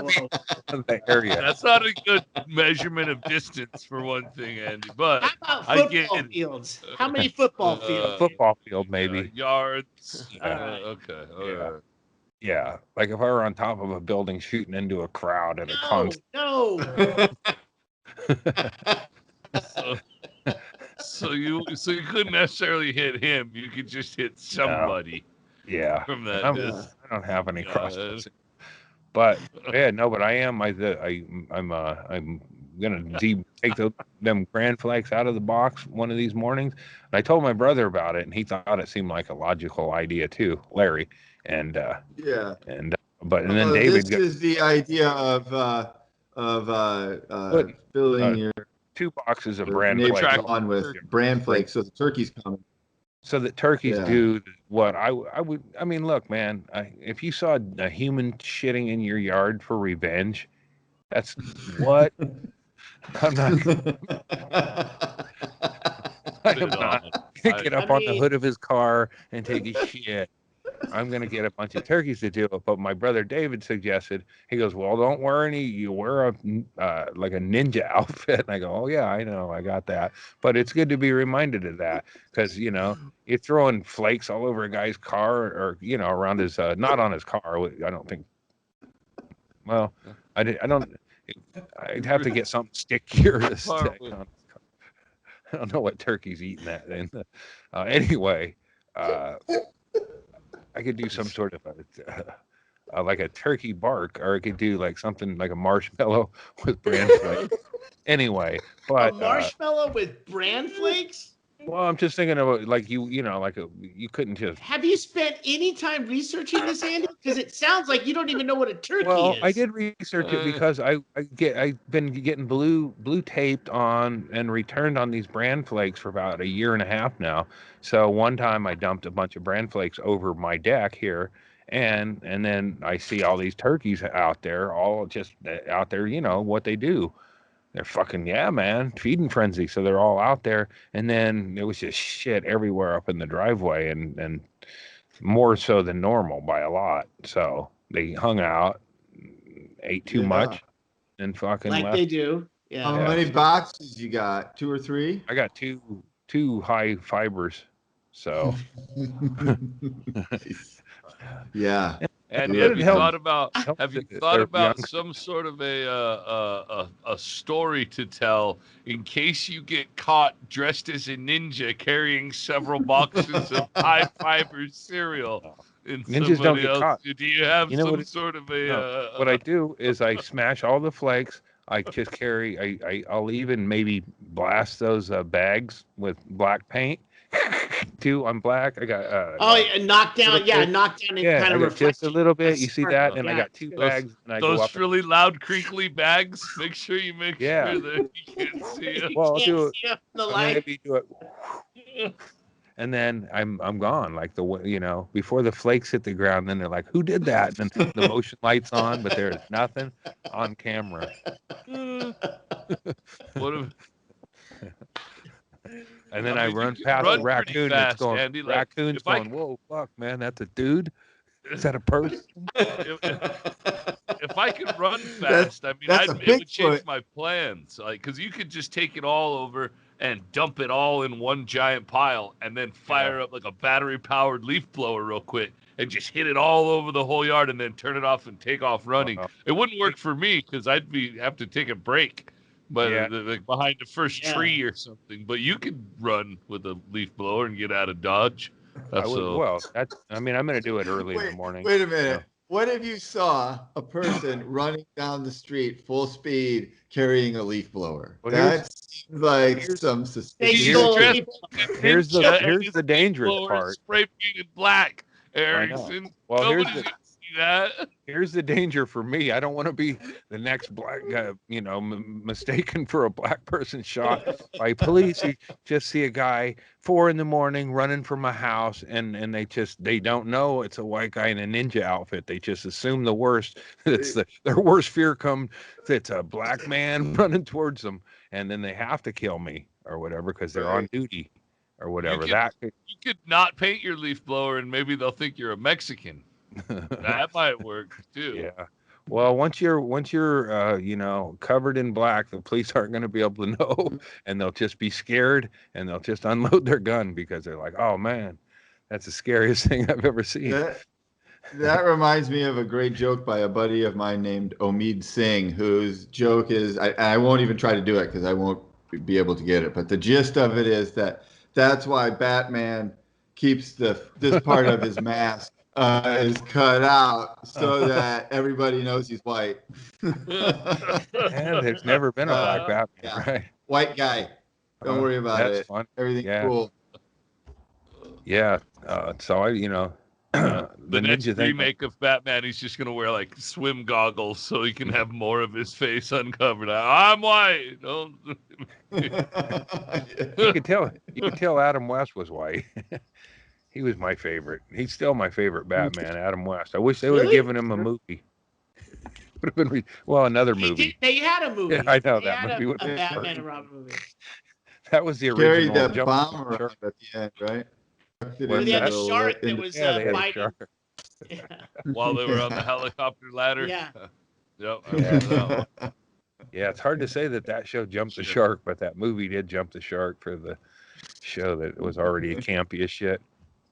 But it was I still think of that violence in that show. Like when you hit somebody, it's a splat. What? Bam. Yeah, it's the 60s, They so could- he really had to show that he was white. Yeah, definitely. He was almost, they weren't hiding much of his face there. That's what I didn't get. I get where maybe, the Batman threw him off there in Gotham City, but Robin, and then you go, wait, this is, who these guys remind me of is Bruce and his nephew. Think of it. Yeah, I mean, that guy looks just like Bruce's nephew. It's just wearing like sunglasses. Really, was about all Robin did to disguise himself. Yeah. The only disguising they did with Robin was he had a big dick, and that caused a problem with costuming. And they always had to they had to do extra work to conceal. Burt Ward had a big junk, and that's true too. That's some more trivia, Well, yeah, Robin had a big dick. Bill Lambier was a Sleezestack, and Robin had a big dick. Yeah, and then you are a fountain of fucking information. Dude. Batman and Robin did some partying on set. They'd have ladies stop in. It was like a weird phenomenon, that show, because it was like the chicks would come out to meet Adam West and then want to get to his trailer and shit. Those are fucking freaky bitches. Some repressed housewives of the 60s there going, I want this is gonna be my flower power. I'm gonna go fuck Adam West and Burt Ward in the fucking trailer. And it was, they didn't even realize it. It was probably just seeing Robin's shorts that made him that way. See, look at that. That's probably after they probably go, hey, go back in and tape it again. Tape it. Go stand in the walk-in cooler for a while. They airbrushed it out. Yeah, the cooler. Send Robin to the cooler. Yeah, that's what. Yeah, the only time they could really film him correctly was when Mr. Freeze was around. Was that? I don't know if that was even on the. Was there a Mr. Freeze on the TV show? I don't know if that. Schwarzenegger was Mr. Freeze in a movie. Yeah. I will freeze you now. That's a Schwarzenegger. Ah, yeah. See? There you go. Proud. Yeah, you can tell guys who have big dicks. Fucked up. That just made me hungry, like, you stand Burt Ward peeing behind his car. You stand his hands on his hips there. Oh, fuck yeah. There's a certain, it's that big dick confidence they talk about, but you just stand. There was a Mr. Freeze. In the TV show? Yeah. Yeah. Who is that? I don't know who it was, but he's King Tut. Well, I remember that guy. He was that guy was a famous actor. He was in a lot of stuff. He was also in Wild Wild West. That was a fun. That must have been probably one of the first shows I was really into as a kid, was Batman and Robin. Yeah. Shit, that's a bad picture. Sorry. But I at that time in my life, I was also undressing men and putting them in different outfits and going on raids with them. That picture is why Andy was so into Batman and Robin. That's a great picture. Yeah.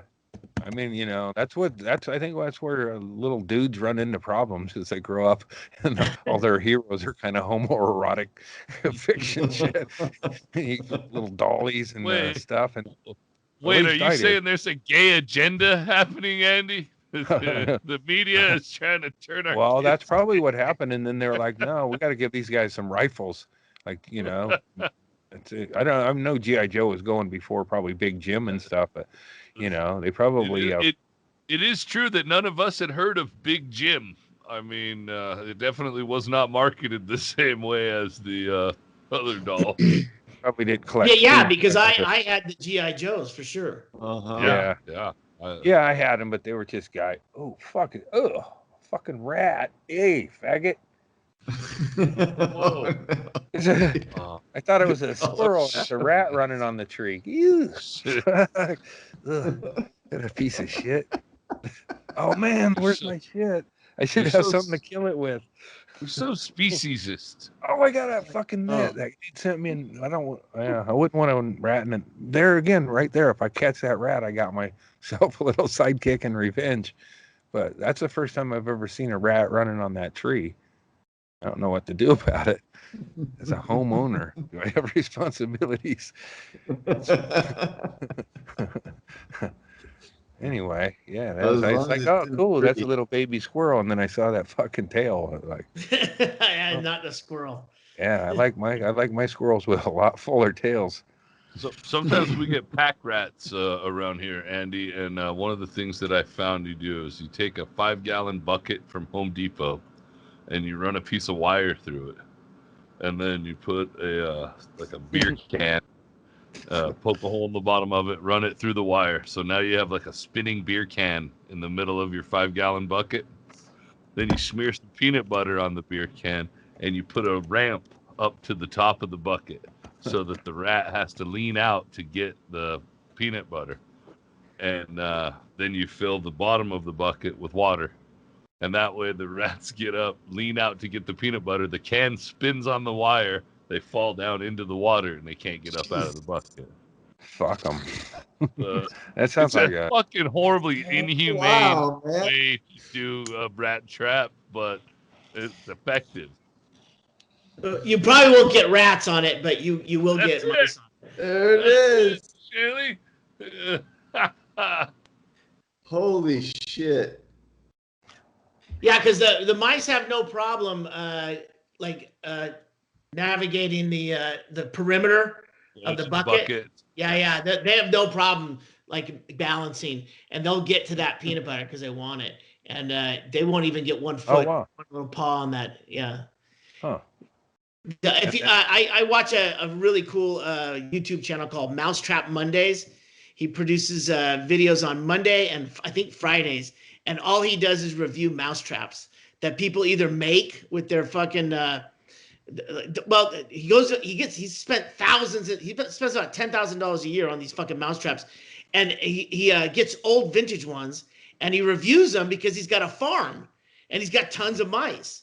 But he also gets ones that people make on their 3D printers, so they send him a bunch of fucking mousetraps. It's really good. Oh, where's that at? Monday. It's called Mousetrap Mondays. Yeah, I can check take that out. There's got to be. I'm sure there's better ones than that, but that is effective. I've got a lot of pack rats in a bucket just like that. Yeah. We get some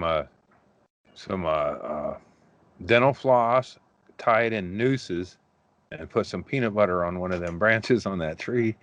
Get him to hang himself? I could get the rats to do what I've contemplated.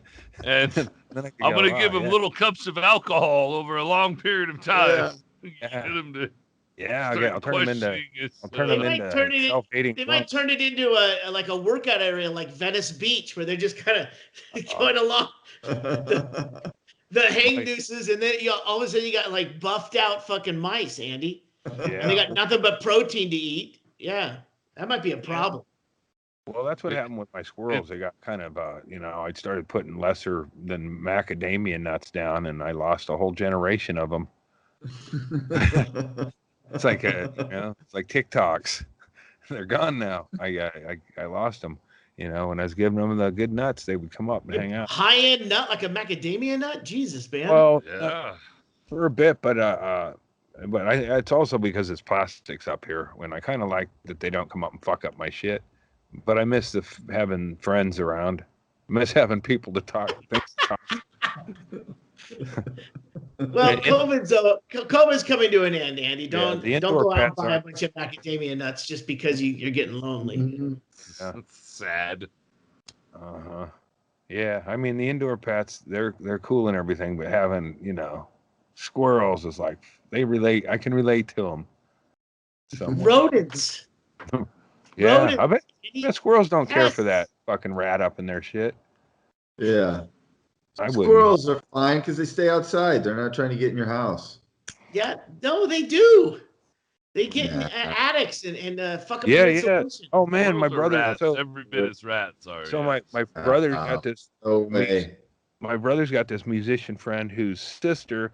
It's like, oh, you should. He's a hoarder and he lives in a similar or worse situation than my brother, and his sister sold him this trailer and he's like, I remember when we went and saw his friend Kip and he's like, oh, I'm gonna do this and turn this into a studio, but the problem is Kip's drunk, fucking lousy alcoholic who can't do anything. Was very shitty about cleaning. He's given up and way past that point. So he's got this new trailer and he didn't do anything and he leaves food around and shit. And then David was telling me what had happened with all the rats and shit and everything they chewed up. And he went there to go like, well, turn on the water because he said he had a leak. And he turned it on and it was like he said it was like a soaker hose. It was like water blasting everywhere. And he's got this new trailer. He's been living in it about a year. And it's ruined. It's completely fucking ruined from rodents living in the thing. And Dave said he saw several rats just fucking hanging out there, Like that's bad when the rats are like just chilling with you. It's like, sorry about the dude. He's a fucking drunk. The rats are, hey man, let me clean up a little bit around here. Come on in, man. Shit. Yeah, when they start showing no fear to humans and they start coming out during the day where human activity is, get the fuck out of there. It's over. It's not like that. where they're making the soup for you. Yeah, like when you see a raccoon at like 9 or 10 in the morning, you're like, what the fuck, bro? This ain't your time. Get the fuck out of here, They got till sun up. Get the fuck out. They used to hang out at my place all the time and get out, man. You're not one of the family. You're not one of the, because they'll fuck up your pets too. So yeah, I didn't like to be. That's when you used to take them, heavy. drop them off at Home Depot, right? Yeah, I like to live like Grizzly Adams, but I'm more like I gotta fucking trap him and dump him at Costco.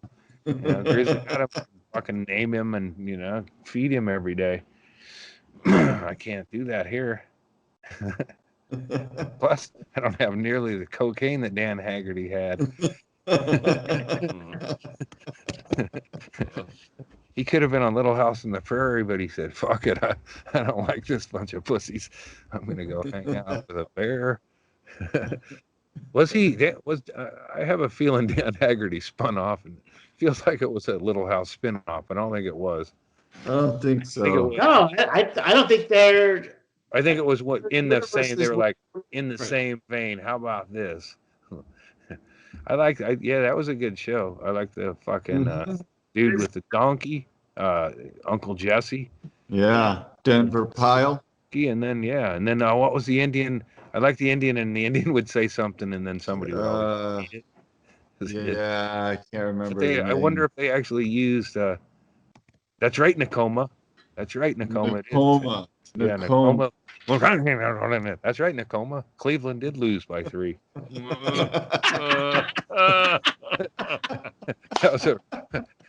That's wrong. Sorry, I apologize to Wahoo Charlie or Woohoo Charlie. What do they call their racist mascot the Cleveland Indians used for years? Yeah, it is Wahoo. It's Chief Wahoo. Yeah. I wonder if Nakoma was even. I would hope that he was a real Indian. That would be a bummer to find out he was the guy that was crying about litter bugs. He looks like it. That's a horrible thing for me to say, I guess. Yeah. Yeah, you can tell Haggerty did cocaine because he's got a sash tied and he's like a size 32 waist. Yeah, you can see he's got those wild eyes. He's coked out of his mind right there. Yeah. Yeah, that was a pretty easy show to, I don't think they had to do a lot of real serious acting. Just bring the bear in. Yeah, you don't want to act against Uncle Jesse when he's bringing it. So the actor that played Nakoma was Don Shanks, and he was born in That's my 1950 cousin. in Illinois, and he was a stuntman and an actor. He also played as Michael Myers in Halloween 5, The Revenge of Michael Myers. But in '77, when he was on the Grizzly Adams, he is of Cherokee and Illini descent. Illini. I'm sorry. So that's good. He's got, I didn't know he was fucking Michael Myers. By the way, that's not true. How could anybody know that? There's nobody of Illini descent. The Illini, the Fighting Illini, as they are known, weren't very good at it because they were wiped out almost immediately in probably the very first wave of white settlers that came across, and they were disappeared and were gone, but almost immediately. So yeah. I doubt that Nakoma is really. He might have Cherokee. More Cherokee than Illini. Yeah, I think his publicist thought that he was from Illinois. It's like a clout claim. Yeah. I think if the Coquille Indians would have seen, if the Coquille Indians could have seen who would be inhabiting their land, I think they would have put up a lot more fight. Oh shit, man! We're gonna be replaced by 140-pound white men. Beat their women, smoke the meth, eat nothing but fast food.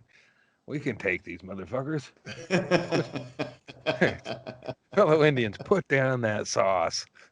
Stop the whiskey. Stop the shots. When you need to hold up your when you get sober up. Yeah, I do have my peace pipe. The Coquille Indian Treaty. I see casinos someday. You load them bold now. Even the Coquille Indian casino's not in Coquille. That's how fucked up the Coquille people are. They can't even host at a casino.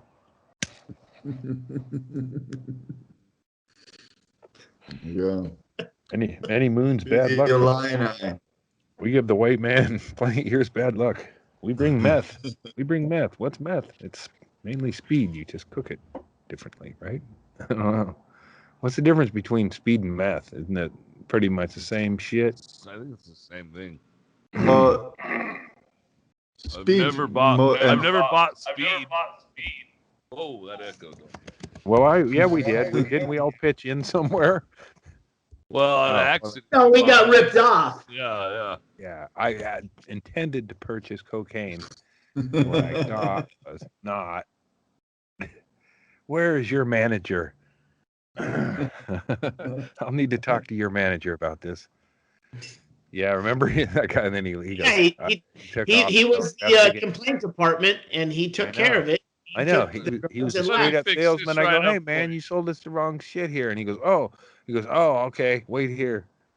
And I waited later, and I'm still waiting. I'm Facebook friends with that guy. Yeah, he friended me on Facebook after that. Where was that? Flint? No, near there. After there, it was somewhere in Michigan. Just before that, he was an Illini Indian. I know that. the last Illini. Huh. I'll bet he did a lot of stunts as an Indian in Hollywood. Shit. They used to just, take the shirt off the actor and put some brown paint on him. Yeah. And put a black wig that parted in the middle. I know. You can tell the ones that were not real Indians because they stayed on their horses in the scene. The Indians are like, okay, jump off the fucking horse. You're also a stunt man. Like Anthony Quinn played an Indian. Yeah, in a bunch of movies. Burt Reynolds played an Indian. John Wayne, I think, didn't John Wayne do an Indian movie? He did a lot of them, but he wasn't. I think he did. I think he was an Indian, probably middle, not early on, because he was always the cowboy. But always. Yeah. Yeah, that was. That was a fun time in Hollywood. There was. I remember a fucked up movie. I don't know why it made me think of it. The Grizzly Adams guy, I guess, maybe made me think of the guy, but it's not him. But you guys ever see a movie called The Earthling? I watched this when I was a young kid. It has Ricky Schroeder when he's probably like 5 years old. With a deer? His family go in like an RV to Australia, I think it is, to go on a vacation, and they don't put the thing in park on the edge of a cliff. Oh, and yeah. he gets out, and the RV rolls off the fucking edge of the cliff with his parents in it, and he has to survive in the wilderness. And he meets an old guy who's like on his last walkabout because he has cancer, and he has to take care of this little kid. It was I don't know why that fucking came to me, but I was just wondering if you guys have seen that. When you were sending money to Rittenhouse to Ricky Schroeder. You know, Ricky Schroeder is now a fucking douchebag. Him and fucking Charles in charge both. Yeah, I don't know. I can't separate the art from the artist and watch that. That's I have not seen that Ricky Schroeder movie. I remember. It's William Holden. Ass fucking movie. Bill Holden. Yeah. Did anybody watch or even see any of the Oscars last night? No. I've never seen any Oscars. I haven't. I watched just snippets of it. I watched just a little bit of it. It was really weird. It was in a Union Station.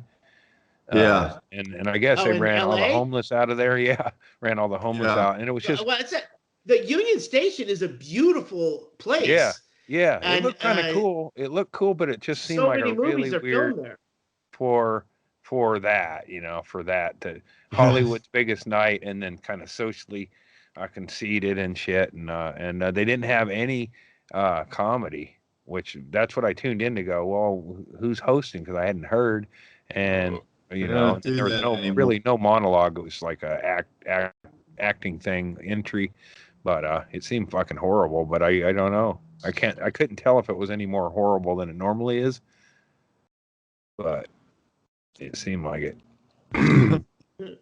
But just hearing anybody accept an award and give a speech for thanking people for telling them how great they are is just annoying to me. So that's not something. Well, and then I heard enough of the speeches, and they brought up the issues of the day, but it's like it's just preaching to the choir, because nobody else is listening. They're like, oh, here goes Hollywood again, telling us how to live our lives. Also, there were like 4 movies. How many movies were there last year? Not many. It can't not be that many movies. So congratulations. I don't like to watch stuff. I don't like to watch stuff like that because I don't want to ruin the South Park episode that makes fun of it.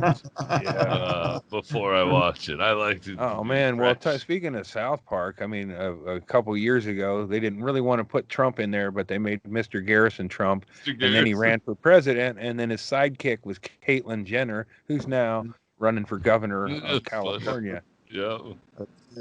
I'm fucking out of here, dude. Yeah. That was it. You're headed to Matthew McConaughey. Dude, fucking Joe Rogan governorship. All right. Nothing but green light, baby. Green light. Yeah, man. I had I got those in '76. I got Olympic medals for some cereal box situation, but I was like a big Bruce Jenner fan, and I had as a kid I was like. What is that? Well, we get these like the Wheaties box. The Olympics, it was Wheaties probably, and I had the Bruce Jenner Wheaties box, and I was like, man, this guy's all fucking cool. He won the thing, and I never thought as a young man, I thought that guy's gonna grow up to be a real fucking bitch, and he's gonna run for governor, and he's gonna fucking be. He's as dumb as, it's just crazy. Well, he's not a smart dude or lady or whatever, but he, it's like, I don't know. It's like it's like beyond parody that now he's running for governor. It's like you were on the South Park with your tongue out as a fucking running over people as a joke. And she says that she's a good choice for governor because she's a winner. And I would like to point out that she is not a winner. Yeah. He won the Olympic gold medal. She did not. If you're going to be use the pronouns for the genders that they apply to, then you have to do it. Yeah, you can't take that. You can't just. You don't get. She didn't win anything. You just like restart then, right? You start over. That one's done. You start a fresh batch. Those are somebody else's accomplishments. Absolutely. Let's see. Yeah. Fuck Caitlyn. She's not a champion. It's like when and they go, well, I was a war hero. I was like, well, you're in the military. You're not a war hero. And same with him. What I mean is that. What I mean is that. And I'm not trying to just be a dick, but when you make such a point of it that I am not Bruce Jenner anymore, I am Caitlyn Jenner, then you don't get to jump back and go, oh, but I'm also Bruce Jenner when I need people to think I'm a winner and vote. Well, but I'm still Bruce Jenner then, but I'm Caitlyn Jenner, but I'm Bruce Jenner when you're voting for me. So if you're into that, vote for I'm Bruce. Now I'm Caitlyn, but also Bruce. Yeah, and does she get to say, I was also starred in Chips, on Chips? No, he did to Chips what Rogan and Stanhope did to the Man Show, because they got rid of that dude. I think Poncherello was still around, but then Bruce Jenner was the Eric partner. Estrada? Wait, Bruce Jenner replaced Eric Estrada on Chips? No, not Eric. He wrote with him. No, the other guy. No, it is Bruce Eric Jenner. Estrada. Maybe Bruce Jenner was in a squad car, but he was definitely on Chips, the show.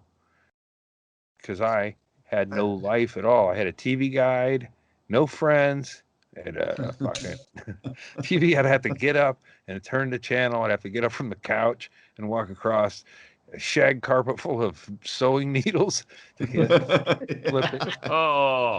I forgot about that story. Yeah. Oh, so he was with Wilcox. So he was Larry Wilcox. Mm-hmm. So he must have. Wow. And that's where he's thinking about, man, I'm not sure I want to be a dude anymore. He's totally giving John a handy, and John's not sure about if he should be or not. He's like, I don't know if I like this. My dad. It does look like Wilcox isn't quite sure yet either. My dad said this about that show. There's a woman on that show, and he goes, I like the way her pants. My dad said that about the female officer, as I like the way that cop's pants fit. I don't think he didn't say a lot of that kind of stuff, but I didn't. Now it just pops in my head. It's like, well, I get what he's saying now. Okay, I get you, Dad. So he wasn't saying he was a fan of Bruce Jenner. They had a nondescript actress chick on that show. I don't even think she made it to posters. She's kind of hot. I remember her. The blonde girl? Blonde and skinny. Blonde. Blonde and skinny, right? Yeah. Kind of like a Three's Company, but she wouldn't get the part on Three's Company because she wasn't quite. She'd be like the one when Chrissy moved out.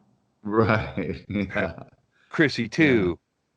The Heather Thomas to the Heather Locklear. Yeah, they would never. They would not get rid of shows back then. Actually, everybody like Dukes of Hazzard. The cousins are gone. Other cousins are coming in. Okay. So much easier to keep it going, man. Oh yeah. You just keep the machine moving. You know. So these cousins are racist too, so they don't mind. That show didn't have a lot of black people on it, but it was, and they weren't racist or anything, but it's probably because they didn't run into any black people on the show, or we'd have seen them Duke boys get all mad. What's up with the Duke boys? Boy, Bo and Luke are sure upset. Do you ever think about TV of the future where everybody is idealistic in thought in every single way, and the plot just moves like we're just watching people just be cool to each other? Like, hey, don't ever put any kind of controversial characters in. That ain't cool. So just everybody's, hey, what's up with you? Here's a little TV trivia I read today. Is Ron Howard's dad had a talk with Andy Griffith about the character of Opie, and in the like maybe the first episode or the first week or month or whatever, the first block of episodes, Opie was kind of playing a sitcom kid where he was smarter than his dad. And Ron Howard's dad asked, had a talk with Andy Griffith. He said, what if you were why don't you be the smart one? Right. And that's how he wrote. So they wrote it like how it's supposed to be in a normal home where the dad is smarter than the kid, and the kid doesn't just make wisecracks and shit. So that was actually one of the more realistic. What you talking about, Andy? Yeah, like the kid can be dismissed with a wisecrack and a laugh track or whatever. But that was thinking about that show. They did have real moments with that. It's Gary Coleman couldn't get close to his old man because he was a cut up. I related to that more for sure. I remember watching Opie get in trouble for something he didn't even do, but he didn't argue and went to his room and missed some bullshit he wanted to do. And 2 days later, he got to tell his dad, "I didn't do it, Pa." And he's like, "Oh, I'm a fucking dick, Opie. Sorry, I just kind of judged you."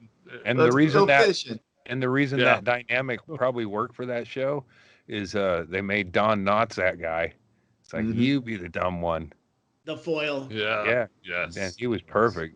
Best in TV history probably is a fucking Mr. Limpet. And the town drunk. I forgot his name now, but the Otis. Town drunk. Otis. Yeah. Otis is a fucking fantastic. Gotta have him. Yeah. That's always Otis is a thing you bring up every once in a while, like, as a reference. The guy who's got the run out of jail. Remember Ernest T. Bass? Yeah, that was part of that. He was like the crazy hillbilly that came in from. Right. Yeah. Busting windows and shit. And wait, Ernest T. Bass wasn't that the what Vern guy? He'd throw. Yeah, he'd get out of jail and then go. He couldn't handle it. Windows until he get. He's also kind of an aggressive courting with his courting. Yeah, exactly. Yeah, didn't he fall in love with Andy's girlfriend or something? Yeah, I think they had to explain to him that you can't just court. He couldn't just rape her in the woods. He took an attraction to a woman who showed up with flowers. You gotta give her chicken. You can't just. Back in those days, you would drink posies and slick your hair back before you did your groping. Yeah. Old Ernest T didn't mind getting the flowers and the candies for the ladies. He just was under the impression that once he'd done those things, she was his. So I think that's where the issues came.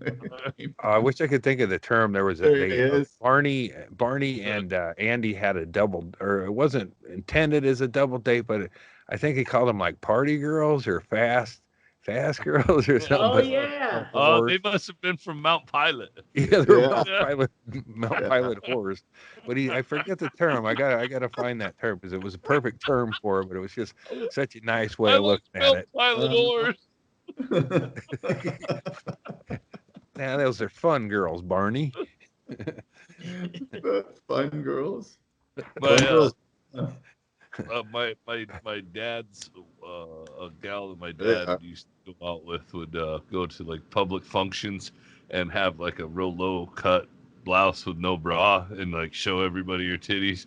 And my grandpa one time at a family reunion, we're hanging out, and he goes, "That's what we used to call a good old gal."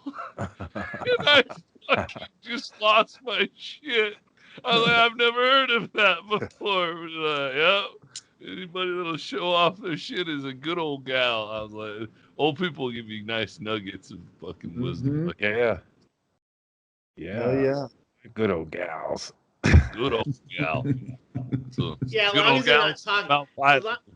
as long as they're not talking out loud at the fish fry at the church gathering. I mean, because if they're at home and they're telling you what they used to say in the old days, that's one thing. Because Granny, she's old. But yeah, they start. Then it's time to put them in a home. I was in a nursing home with Paul Preventa. We were there filming some old people doing their thing. Like I guess what was it? Like he was doing like comedy, improv, or some shit with them. And it was something he was working on, filming. And I got to hang out with old people for a day. And in fact, I got drugged. I ate something. They go, "Oh, you're not supposed to eat that." I had a sausage or something. There apparently got something. Wait, but they're drugged their sausages. Well, I don't know. That's what they were joking. I think they were joking, but I ate. And I ate off of somebody's. Like you do when you're hanging out with old friends. Eating the old folks' food. Was hanging with them. That's worse than you should be drugged if you're eating their food. But it was it was a unit you couldn't leave. We had to. I guess we were all Aussies or Demis.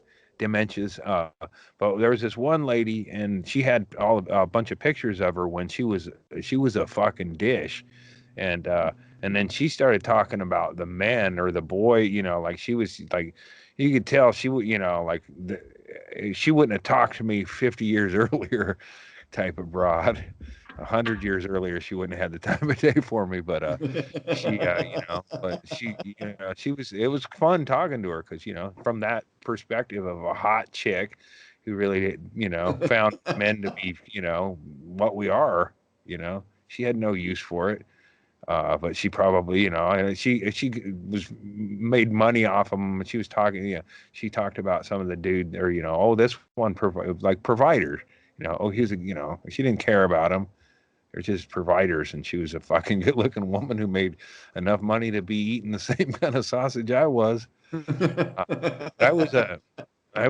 think she ate way more sausage than I think I would never do it because old people creep me out. But if you were like just on, if you could get high or drunk or whatever, they're like hanging out with stupid kids.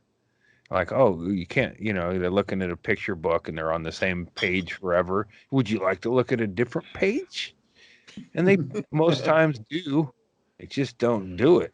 So you go, there you go, and you flip it, and you're kind of, it's like, oh, like kind of you get to be a hero by just flipping a page, or they talking to them some. Oh, fuck you think of them sausages, old man? Are you tripping? I want to know so much more about why you were with Paul. We're going to unpack this. It'll come up again. I can't imagine why he took you along. Well, whatever he was doing. Well, that's, and then that, so it was this, I can't think of her name, but Donardo, and she worked at this place, and then she asked me, did I want to do a gig? So she hired me to be MC for that Alzheimer's gig. Alzheimer's. Okay, so this is a comedy show that someone booked you for. Well, so I met her through Paul. Was when Paul came to film stuff here, and then we spent one afternoon in this old folks dementia ward, and then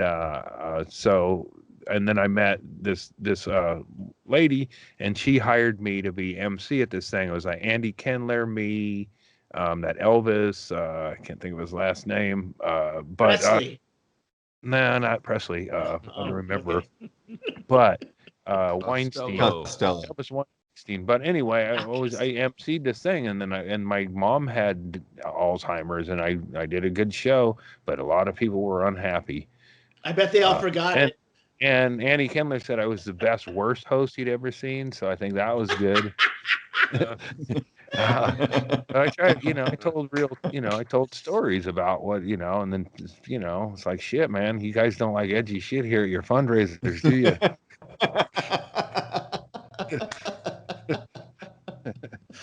If you can't be the best worst. Yeah, and nobody got fired over it, but there were conversations about it. Just doesn't seem like the hosting job with the the master of ceremonies angle of it is something that you're cut out for necessarily. I'm sure you can do it, but I'm not sure I'm sure not sure Larry it could- speaks directly to your skill set. Larry could still jam that tooth back in his head, but it doesn't make it a good fit.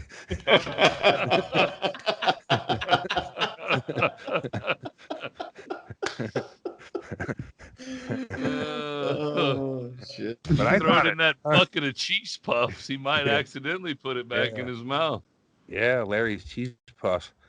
I bet if you, like just maybe someday I'll know what happens if you just keep one of those cheese buckets and then maybe put a little dirt and who knows what would grow. It's got to be something would sprout out of that. and him and his dog, they're fucking, they both have very creepy long nails that are filled with dirt. But I think the dog is about the same age as Larry in people years. Yeah. I mean, you've heard been around pugs, and Yeah, you've been around people with congestive heart failure. They both make pretty much the same noises. So it's, I think they're, it's like it'll be like one of those old married couples that die a week apart. I think Larry will fall out of that chair on top of Maggie. Maggie will die hours later. The parakeet will be the only thing, ironically, that'll be alive in the trailer. I don't think it's gas. The bird's still up. The canary's alive. Must have been natural causes. Yeah, maybe I'd like to be there to make that observation. Well, the parakeet's still up. You had one job, parakeet. Yeah. Yeah, that parakeet's the cleanest thing in that apartment or in that trailer. Yeah, my brother David goes and he cleaned it. So right now, at this moment, the parakeet's cage is still cleaner. But yeah, that's fucking the top of the heap for Larry. He got he had he's loved some and lost some, but them bitches brought him nothing but unhappiness and long anecdotes that he brings up whenever he's hanging out with people about how they fucked him over. And really, I can agree that I know two of them were real bitches. I don't know about Lori. I know she could take a dildo or two, but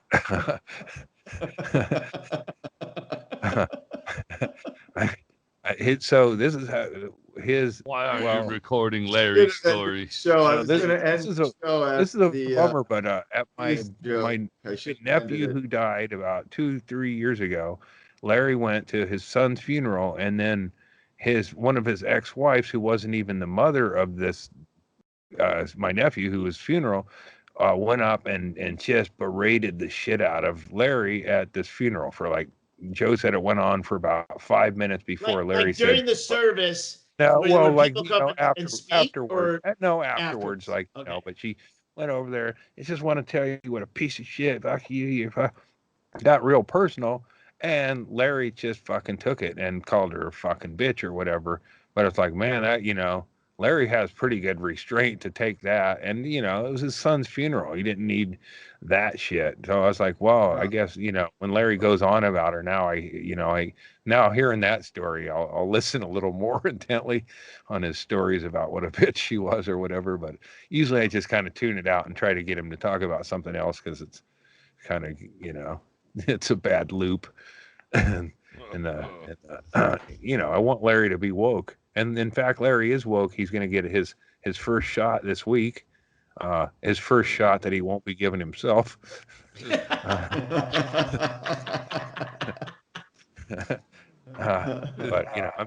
it's kind of. I was glad to hear that. And then he wants us all to get together. Which my sister-in-law, who works at hospice, she goes, well, he's probably wants everybody to get together before he dies. And then it's like, well, why is he getting new pants and new shoes? But maybe that's for that get together. Gotta look nice. I hope I can zoom into it. I hope you get your lighting. Hey, Larry, I'm in Missoula with Doug Stanhope. Hey, say hi, Doug. Hey, Larry, happy whatever.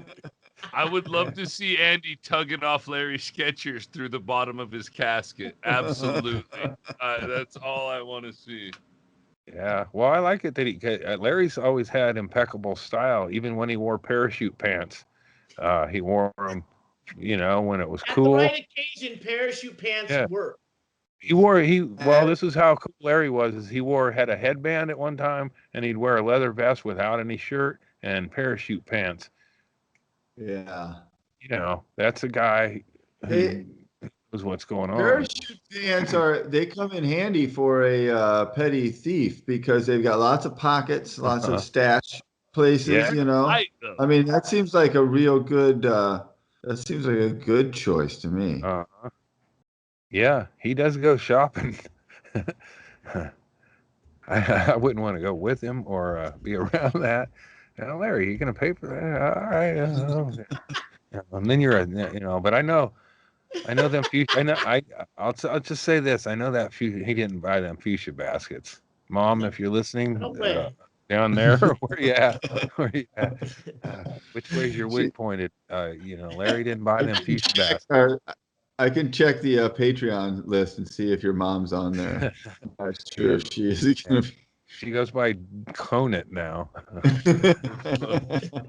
If people can talk to their dead parents on Facebook, you can definitely talk to them on Patreon podcasts. Yeah, but they gotta pay, right? I mean, they can't just slide in and get it for free. That'd be some bullshit. What are they, YouTubing? Come on, Mom. Yeah, maybe put that part on YouTube so Andy's mom can see it. That's true. Fair. Fair enough. That'll be the clip. Anybody else want to say anything to a dead relative? Nah. Perfect. Yeah. Well, maybe we can Zoom Larry's thing. That's all up to you, Andy. I mean, there's no. If you're asking for permission, let's do it. How about that as a Patreon level? Larry's last party level. And then could do that. And then we get a GoPro and we just put it on Larry's head, and then I have a secondary camera on him so we can see it from his perspective, see people's reaction. But if he makes it, that's the thing, You might have stumbled onto a fantastic idea. Are you talking about Larry's funeral? Well, because if you strapped a GoPro onto Larry's head at the funeral in the casket, and then just people saying goodbye, and then it gets dark, and then the stream just continues, that's a fucking brilliant goddamn idea. We just put it. How about this? We just have a viewing, and we, give people the GPS coordinates to his trailer, and they can just see him in his chair with his blanket and his dog all mashed up under his arm. It's just like big, like one of them, lion state situations where you just only this would be lie at the end of a cul-de-sac by a rotted trailer. Sounds like a complicated plan to get Larry's dog taken away. Yeah. Well, he can't. I guess while Larry was visiting David's, that dog got real fucking defensive and wouldn't let anyone near Larry. Not that anyone was trying, but the dog was which is a weird kind of a new behavior. Possessive, maybe she's afraid to guarding him. Nervous. So I think he smells the impending situation. So he smells what the parakeet can't. It feels like it feels like Larry's the girl. What's the name of the character on Better Call Saul? His girlfriend. Kim. Larry's like Kim. You're like, oh, you're just watching the clips to see if he's going to be in next season. Because I don't know. I've seen people. I mean, he's got congestive heart failure, dirty fingernails, and bad teeth. He's had a hell of a run. Yeah, I mean, life, man. Yeah. You go strut on Coquille, Oregon, in parachute pants, a leather vest, and no shirt, hair just flowing in the breeze with your headband on. You are fucking living. That's LIVIN right there. LIVIN, man. Yeah, back in the day before You know, I mean, I know where when he was at his peak, where it was like like a fucking he had a big that's the place he had a like an antique store worth of shit, or Mhm. 2 or 3 antique stores, but it was sort of organized. I didn't understand about methamphetamine. I was pretty young. Like I was like 19 or 20, and it was like, wow, he had like fucking a bunch of clown head things and themes and shit and all these cars, none of them ran really, but they all had potential. They were all getting there. They didn't know it was just he was using and trading and people would trade it. They knew he liked shit, so they would bring shit and he would trade them. And then He was busy. then some shit fucking happened. Some bitches fucked him over. Somebody dropped dime. Shit. None of that. He didn't have none of that shit. Yeah. And I didn't Sucks know. when he gets time dropped on you. There were so many pieces that would look good around the fun house. It just went, and he and I mean, my family lost a lot in storage units. That's where I'll leave that. We'd buy storage units, we'd put stuff in them, and it didn't always end well. I heard about the one situation where Larry was living in it, and they were looking for him, and some shit. He was living in the storage unit for a couple of weeks. Oh, that's great. Yeah, I mean, he was Good hideout. He's basically Frank Gallagher of the Andrews family, for sure. He's like when I think about Larry and his spiels and his sort of right but mostly wrong, like Frank Gallagher, definitely. That's a good. Yeah, who would you be then? Would you be Carl? I'd be the queer one.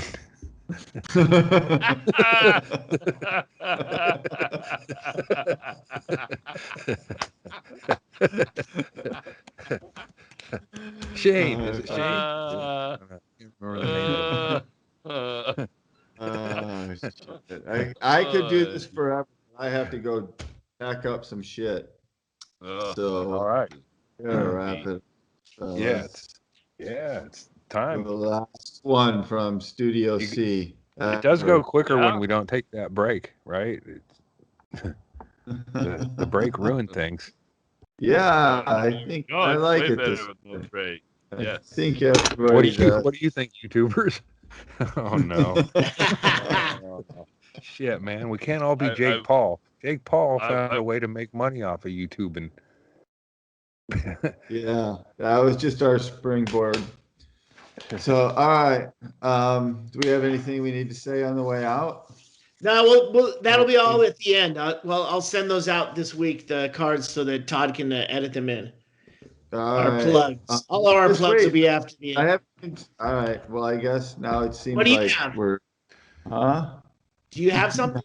Well, I was trying to sign off. Oh. But I feel like you've gone into the post-show production meeting. Yeah, I was supposed to leave 23 minutes ago. So, yeah, I want to get out of here. I'm hanging up on all of you. All right. Bye, everybody. We'll see you next week.